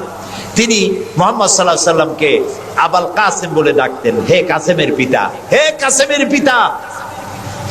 আমি ঈমান আনলাম আল্লাহর উপরে, যারে কোনোদিন দেখি নাই। আমি ঈমান আনলাম আপনার প্রতি, সেই আল্লাহর আপনি প্রেরিত রাসূল, নবী হিসেবে মেনে নিলাম। কারণ বিগত 15টি বছর আপনার সাথে থেকে আপনার মধ্যে যে আচরণ দেখেছি, এই আচরণ কোনো সাধারণ মানুষের হতে পারে না। আপনি অবশ্যই আল্লাহর নবী, আমার কোনো সন্দেহ নাই। রাসূলুল্লাহ যা করেছেন, চারিত্রিক বিপ্লব করেছেন। তার কৈশোর, তার যৌবন ওই জনগণের মধ্যেই হয়েছে। আল্লাহ তাআলা সিরিয়া থেকে নবী এনে মক্কায় চাপায় দেন নাই, মিশর থেকে নবী এনে মক্কার উপরে চাপায় দেন নাই। ওই সমাজেই তিল তিল করে তিনি বড় হয়েছেন মানুষের মাঝে। আর মানুষেরা এক পর্যায়ে মুহাম্মদ এই নামটা ভুলেই গেল, তাকে ডাকা শুরু করলো আল আমিন বলে। সুবহানাল্লাহ, এটা নবুয়ত পাওয়ার অনেক আগে। তাকে ডাকতো আল আমিন। বিপদে পড়লে বলতো চলো আল আমিনের কাছে যাই, ঝগড়া হলে বলতো চলো আল আমিনের কাছে যাই, আমানত রাখতে হবে চলো আল আমিনের কাছে যাই। তার নামই লোকেরা ভুলে গেল। এক পর্যায়ে নাম প্রচারিত হলো আল আমিন, মানে কি? বিশ্বাসী। তিনি নিজেকে তিল তিল করে গড়েছেন, আল্লাহ তাআলা গড়ে তুলেছেন তাকে। হযরতে খাদিজা তার প্রতি ঈমান আনলেন। রাসূলুল্লাহ দাওয়াত দিলেন তার বন্ধু, যার সাথে তার বন্ধুত্ব ছিল 20 বছরের, হযরতে সাইয়েদুনা আবু বকর রাদিয়াল্লাহু তাআলা আনহু, 20 বছরের বন্ধু। হযরত আবু বকরের কাছে রাসূলুল্লাহ যখন দাওয়াত দিলেন যে আমি আল্লাহর রাসূল, আমার উপর ঈমান আনো, এক আল্লাহর উপর ঈমান আনো, হযরত আবু বকরও এক মুহূর্ত দেরি করেন নাই, বলেছেন আপনি অবশ্যই আল্লাহর নবী, আমার তো কোনো সন্দেহ নাই এর মধ্যে। সুবহানাল্লাহ।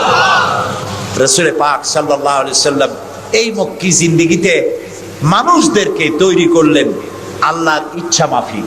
তিনি দাওয়াত দিলেন একটি, তিনি বললেন ইয়া আইয়ুহান নাস কুলু লা ইলাহা ইল্লাল্লাহ তুফলিহু, হে মানব সকল পড়ো তোমরা লা ইলাহা ইল্লাল্লাহ।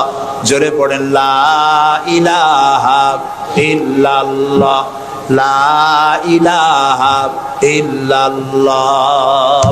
একথা ঘোষণা করে দাও কোনো ইলাহ নাই, কোনো আইনদাতা নাই, বিধানদাতা নাই, শাসনকর্তা নাই, কেউ নাই ইল্লাল্লাহ, আল্লাহ ছাড়া। এই দাওয়াত যখন তিনি দিলেন, যেই সমাজের লোকেরা তাকে আলামিন বলতো, সেই লোকেরা ফুলের মালা নিয়ে দৌড়ে আসতো নাকি? তারা পাথর নিয়ে ছুটে এলো, কারণ তারা বুঝতো লা ইলাহা ইল্লাল্লাহর মানে কি। লা ইলাহা ইল্লাল্লাহর মানে শুধু কোনো ইলাহ নাই আল্লাহ ছাড়া, মুহাম্মদ সাল্লাল্লাহু আলাইহি ওয়াসাল্লাম আল্লাহর প্রেরিত রাসূল, এই কথাটুকু যদি শুধু হইতো তাহলে মাইর খাওয়া লাগতো না। রাসূলুল্লাহ মাইর খান নাই, মুসা আলাইহিস সালাম মার খান নাই, ইব্রাহিম আলাইহিস সালাম খান নাই, এমন কোন নবী নাই। তিনজন নবী ছাড়া, কয়জন নবী ছাড়া? তিনজন নবী ছাড়া মাইর খান নাই, দেশান্তরিত হন নাই, গালিগালাজ শোনেন নাই, ঠাট্টা বিদ্রুপ শোনেন নাই, এমন কোন নবী নাই। কয়জন নবী বাদে? তিনজন। একজন কে? আদম আলাইহিস সালাম। সে সময় কোনো মানুষই নাই, কাজী তারে বিরক্ত করবে কে? আর ছিলেন নূহ আলাইহিস সালাম। প্রথমে বাধা পাইলেন, পরে যখন বন্যা হয়ে গেল, সব যখন মরে গেল, তখন আর তারে বাধা দেওয়ার মতো কেউ ছিল না। আর একজন ছিলেন হযরত সুলাইমান আলাইহিস সালাম।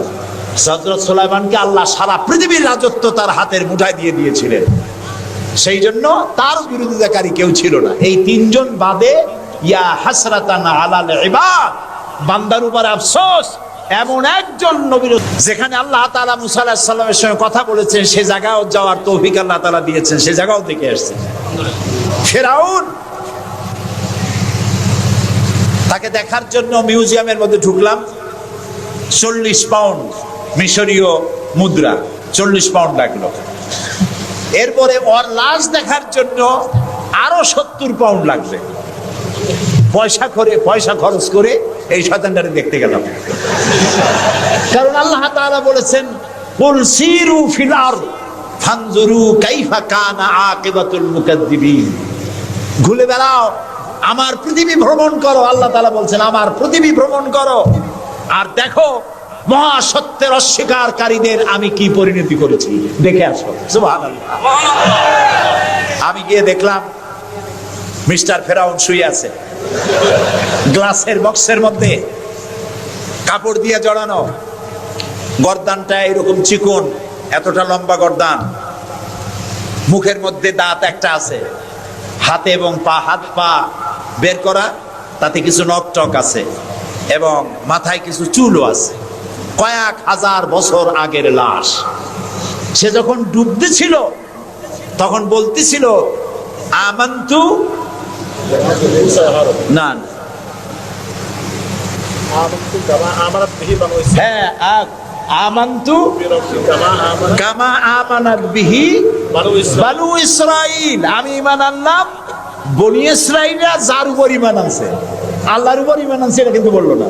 বনি ইসরাইলরা যার উপরে ঈমান এনেছে তার উপরে ঈমান আনলাম। ওয়া আনা মিনাল মুসলিমিন, আল্লাহ আমি তো একজন মুসলমান, আমার উসুবাও কেন? আল্লাহ তাআলা বললেন আল আন, এখন ওয়াকাদ আসাইতা কাবলু ওয়া কুনতা মিনাল মুফসিদিন, অথচ তুমি বিদ্রোহ ঘোষণা করেছো আর তুমি সবথেকে বড় সন্ত্রাসী। ও বলছে আনা মিনাল মুসলিমিন, ও বলছে আনা মিনাল মুসলিমিন, আমি তো মুসলমানদের একজন। আল্লাহ কয় ওয়া কুনতা মিনাল মুফসিদিন, তুই তো সন্ত্রাসী, বিপর্যয় সৃষ্টিকারী। আমি তোরে আজ শুধু মারবই না, কে বলতেছেন? আমি তোরে শুধু মারবই না, আলিয়াউমা নুনাজ্জিকা বিবাদানিক, আমি তোর দেহটাকে রক্ষা করব। পানিতে তুই পচবি না, মাটিতে পচবি না, পোকায় মাকড়ে তোরে খাবে না, আমি তোরে শুটকি বানায় রাখবো কিয়ামত পর্যন্ত। এই জন্য শুটকি বানায় রাখবো, পৃথিবীতে যত ফেরাউন তোর মতো পৃথিবীতে আসবে তোরে দেখে যেন শিক্ষা গ্রহণ করতে পারে। আল্লাহ তাআলা ওরে শুটকি বানায় রাখছে। তারপরে দেখলাম বহায়রা কারুন অস্বীকার করেছিল মুসা আলাইহিস সালামকে। তার বিশাল সম্পদ, 55,000 একর জমির উপরে ছিল তার বাড়িঘর আর সম্পদ, আহরিত সম্পদ। তার সিন্ধুকের চাবিগুলি বহন করত শত শত উটে। এখন চিন্তা করেন কত সম্পদের মালিক। মুসা আলাইহিস সালাম যখন তার কাছে যাকাতের দাবি করলেন, ঈমানের দাবি করলেন, তখন মুসা আলাইহিস সালামের উপরে বহতান, তাকে লাঞ্ছিত করলো, তাকে দুর্নাম অপবাদ দিল। মুসা আলাইহিস সালাম আল্লাহর কাছে গজব চাইলেন, আল্লাহ তাআলা তারে গজব দিলেন।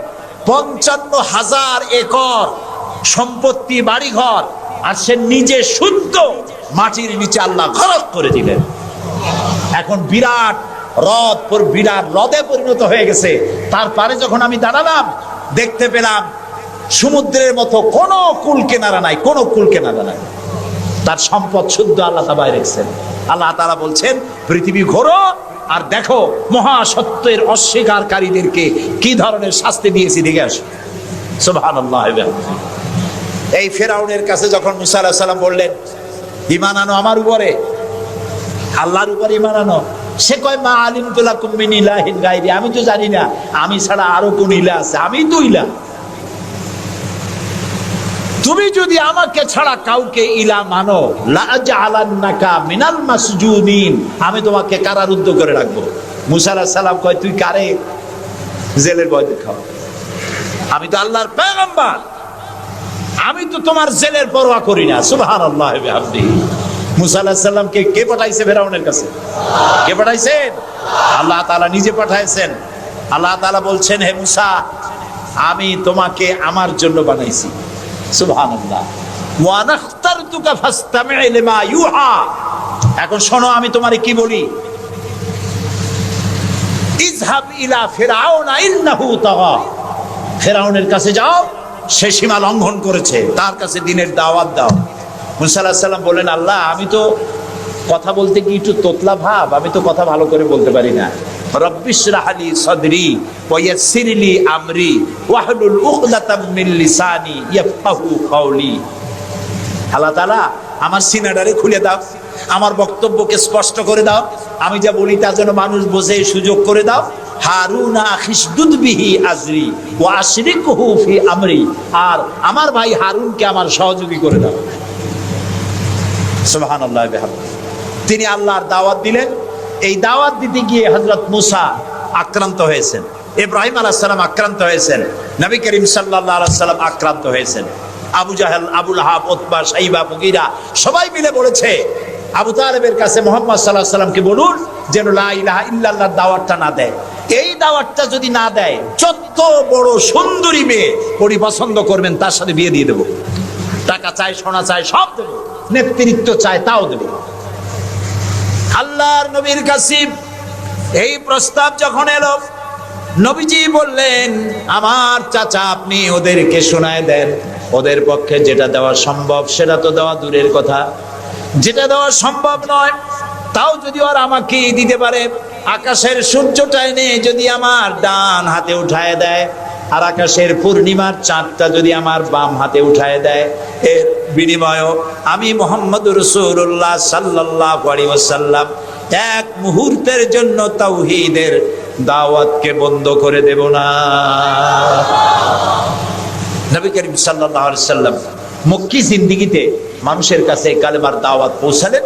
আর মূল লক্ষ্য হচ্ছে পৃথিবী কার? বলেন, পৃথিবী কার? আইন চলবে কার? আল্লাহর। সেই আইন প্রতিষ্ঠা করার জন্য একা একা করা যাবে না, একটা জনগোষ্ঠী তৈরি করা দরকার, একটা দক্ষ জনশক্তি তৈরি করা দরকার, যারা দেশ পরিচালনায় যোগ্য।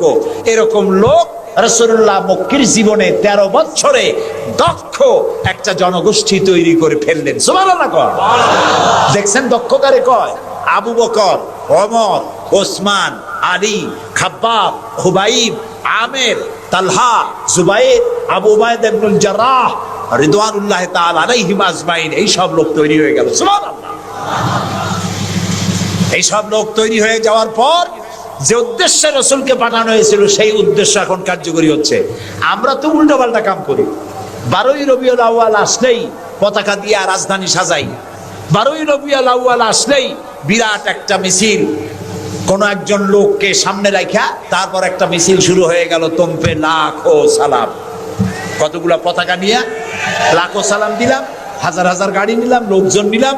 এরপরে এক জায়গায় বসে নবী সালাম আলাইকা, ইয়া রাসূল সালাম আলাইকা, গরম গরম জিলাপি। রবিউল আউয়াল শেষ, রাসূলুল্লাহর মহব্বতও শেষ।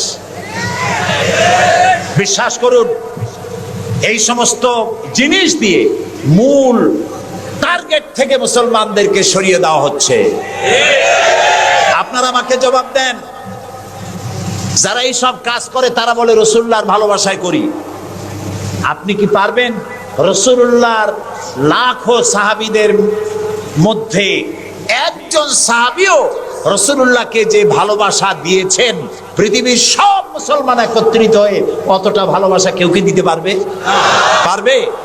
এবার বলেন, সাহাবীরা এরকম কোন মিছিল করেছেন রাসূলুল্লাহর জন্মদিনে? তার জন্মদিবস পালন করেছেন? করেন নাই। যেটা হাদিসে নাই আমরা তা করতে পারি না। যে মিলাদ এখন পড়া হয়, যে সিস্টেমে পড়ানো হয়, একত্রিত হয়ে ইয়া নবী সালাম আলাইকা, ইয়া রাসূল সালাম আলাইকা, সাহাবীরা এরকম করেন নাই, তাবিঈনরা করেন নাই, তাবিঈনরা করেন নাই। মিলাদের এই সিস্টেম চালু হয়েছে রাসূলের ইন্তেকালের অন্তত 600 বছর পর। ফাইনা তাযহাবুন, কোথায় চলছি আমরা? রাসূলের মূল অনুষ্ঠান ছেড়ে দিয়ে, মূল কাজ ছেড়ে দিয়ে ভিন্ন পথে প্রবাহিত হচ্ছি। আমাদেরকে বিভিন্ন শব্দের মার প্যাচে সিরাতুন নবী করব না মিলাদুন নবী করব, মিলাদ পড়বো তো দাঁড়ায় পড়বো না বসে পড়বো, এই সমস্ত চক্করের মধ্যে ফালাই দিয়া টার্গেটে যাওয়ার পথের থেকে আমাদেরকে বাধাগ্রস্ত করা হচ্ছে। প্রিয় ভাই সব, নবী করিম সাল্লাল্লাহু আলাইহি ওয়াসাল্লাম জনশক্তি তৈরি করে ফেললেন, একটা রাষ্ট্র চালাবার মতো লোক তৈরি হয়ে গেল। আপনি যদি এই যে আর্মির ট্রেনিং হয়, শীতকালীন মহড়া হয়, আর্মির ট্রেনিং হয় কেন? এত পয়সা দিয়ে আর্মি টিকায় রাখা হয় কি জন্য? কি জন্য? দেশ রক্ষার জন্য। আমরা তো সবাই দেশপ্রেমী, আমরা দেশ রক্ষা করতে তো আমরাই পারি। আর্মিদেরকে এত পয়সা খরচ করে করানো হচ্ছে কেন? এই জন্য করানো হচ্ছে, যখন যুদ্ধ বাঁধবে তখন আপনি অস্ত্র চালাইতে পারবেন না, অস্ত্র চালাবার মতো যোগ্যতা সম্পন্ন লোক গভর্নমেন্ট তৈরি করে, প্রতিরক্ষা বাহিনী তৈরি করে, যাতে করে কোনো দেশ আমার স্বাধীন ভূমির উপরে আঘাত করতে না পারে। সেই জন্য এখন এটাকে পরিচালনার জন্য ট্রেনিং দেওয়া হয়। মুসলমানদেরকে আল্লাহ তাআলা কোরআনের মাধ্যমে, ইসলামের মাধ্যমে, হাদিসের মাধ্যমে তাদেরকে ট্রেনিং দেওয়া হয়।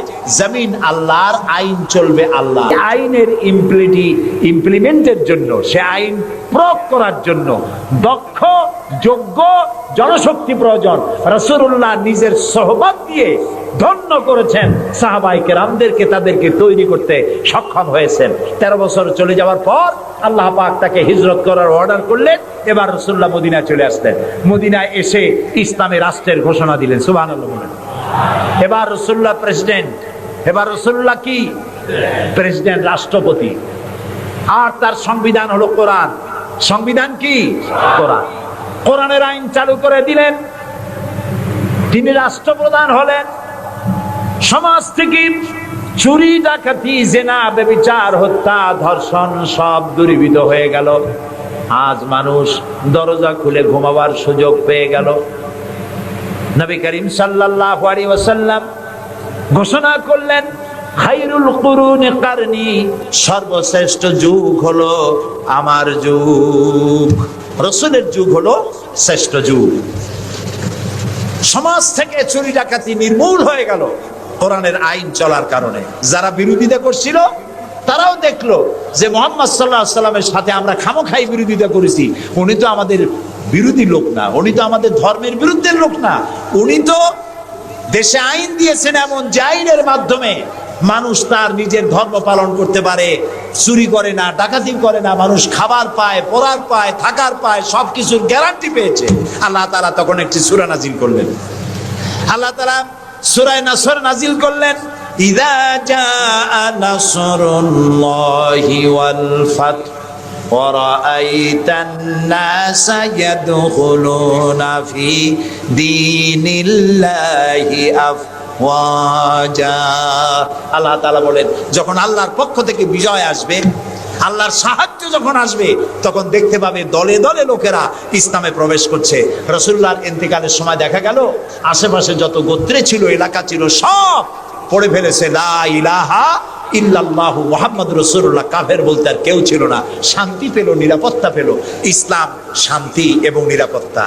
এই শান্তি এবং নিরাপত্তার পথে মানুষ যাতে আর আসতে পারে, সেই জন্য আজকের পৃথিবীর বৃহৎ শক্তি লেগেছে ইসলামকে ধ্বংস করার জন্য।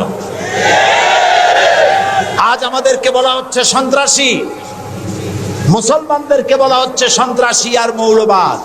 আপনারা বলেন বাংলাদেশের মতো এত শান্তি আর কোথায় আছে বলেন? এই যে পয়লা বৈশাখ গেল, পয়লা বৈশাখী আনন্দ উদযাপন করার জন্য ঢাকা শহরে যা মানুষ নামলো, ইতিহাসে নাকি এত মানুষ কোনোদিন নামে নাই। পেটে বাচ্চা, কোলে বাচ্চা, ঘাড়ে বাচ্চা, এগুলো নিয়ে রাত 12টা 1টা পর্যন্ত রাস্তায় রাস্তায় হিন্দু মুসলমান দৌড়দৌড়ি করেছে। কোনো অশান্তি ছিল? এই প্রথমবারের মতো বাংলাদেশে গত 30 বছরের মধ্যে গত রমজানে রোজার পূজা একসাথে আসলো, ঠিক না? হিন্দুরা তাদের দুর্গা পূজা করতে পারছে? বলেন না পারছে কিনা? মুসলমানেরা রোজাও রাখতে পারছে, ওরা পূজাও করতে পেরেছে, ঠিক না ভাই? এবার বলেন,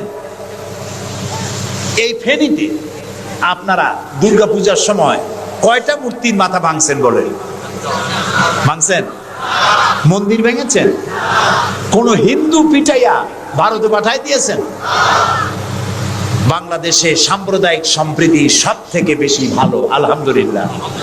কিন্তু আমাদের দেশের চিহ্নিত একটি মহল দেশে বিদেশে অনবরত বাংলাদেশের বিরুদ্ধে বলে বেড়াচ্ছে এখানে সাম্প্রদায়িক সম্প্রীতি নাই,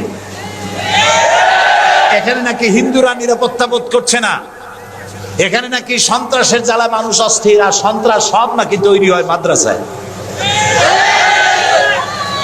এরা মাদ্রাসা বিরোধী, মাদ্রাসা ওদের সহ্য হয় না। প্রিয় ভাই সব, এটাই জন্য আমাদেরকে যে কথার থেকে এই পর্যন্ত এসছি, আমাদের বলা হচ্ছে সন্ত্রাসী মৌলবাদী। বাংলাদেশে সন্ত্রাসী এটি একটি গল্প, আন্তর্জাতিক সন্ত্রাসের সাথে বাংলাদেশের কোনো সম্পর্ক নাই, আলহামদুলিল্লাহ। আমরা আমেরিকাকে বলতে চাই, অভিশপ্ত ইহুদিরা প্রত্যেক দিন প্যালেস্টাইনি মুসলমানদেরকে হত্যা করছে, এটা কি সন্ত্রাসী তৎপরতা নয়? ইহুদিরা প্রতিদিন তাদের বুলডোজার দিয়ে ফিলিস্তিনের মুসলমানদের বাড়ি ঘর বুলডোজার দিয়ে মাটির সাথে গুড়িয়ে দিচ্ছে, এটা কি সন্ত্রাসী তৎপরতা নয়? সেই অভিশপ্ত ইহুদি জাতির প্রধানমন্ত্রী শ্যারন, তারে বুশ বলছেন তিনি নাকি শান্তির পায়রা। তা আমি বলেছি, শ্যারন যদি হয় শান্তির পায়রা, তাহলে পৃথিবীতে অশান্তির শকুনের নাম কি?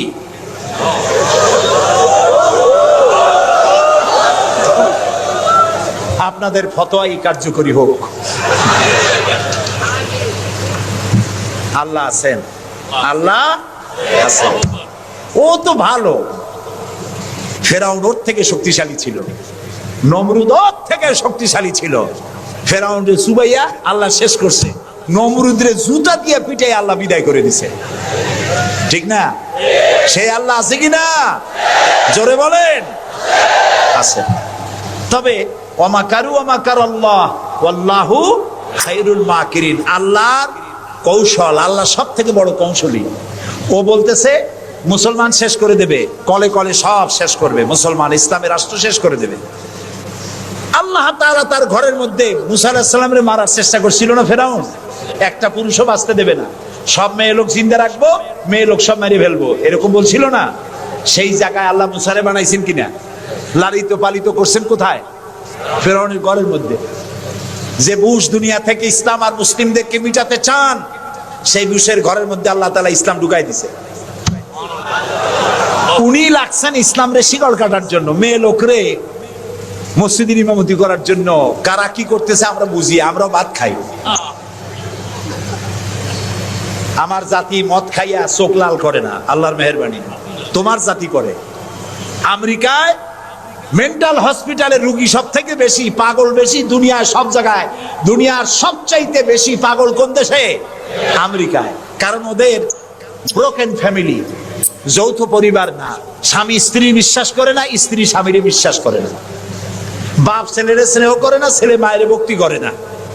অশান্তির জ্বালায় মাথার চুল চতুর্দিক দিয়ে কাটিয়া মাথার উপরে তালপট্টির দ্বীপ বানায় রাখে। কেউ বা মাথার চুল ছোট ছোট করে কাটিয়া পিছনের দিকে বাসার নাম্বার, মোবাইল নাম্বার লিখে রাখে। আমি দেখে কইছি, শয়তানে যদি দেখে, শয়তান খালি কানবে আর বলবে যে আমি শয়তান হয়েছিলাম কি কাজে। এইটা তো খারাপ শয়তান। শান্তি নাই, অশান্তির দাবানল জ্বলছে গোটা আমেরিকা জুড়ে। ওরা মুসলমানদের ঐতিহ্য ধ্বংস করার জন্য একটা কোথার থেকে শয়তান মহিলা এনে মসজিদের ইমামতি করেছে, আর ওর পেছনে যারা নামাজ পড়ছে সেগুলো সব বেনামাজি, কোনো নামাজি না। আর যিনি ইমামতি করেছেন পত্রিকা এসেছে তার নাকি স্বামী ছাড়াই একটা বাচ্চাও হয়েছে। এই হলো ইমাম। যে জাতের ইমাম সেই জাতের মুয়াজ্জিন, সেই জাতের মুক্তাদি। প্রিয় ভাই সব, 9/11 এর পরে ওই জাতির মধ্যে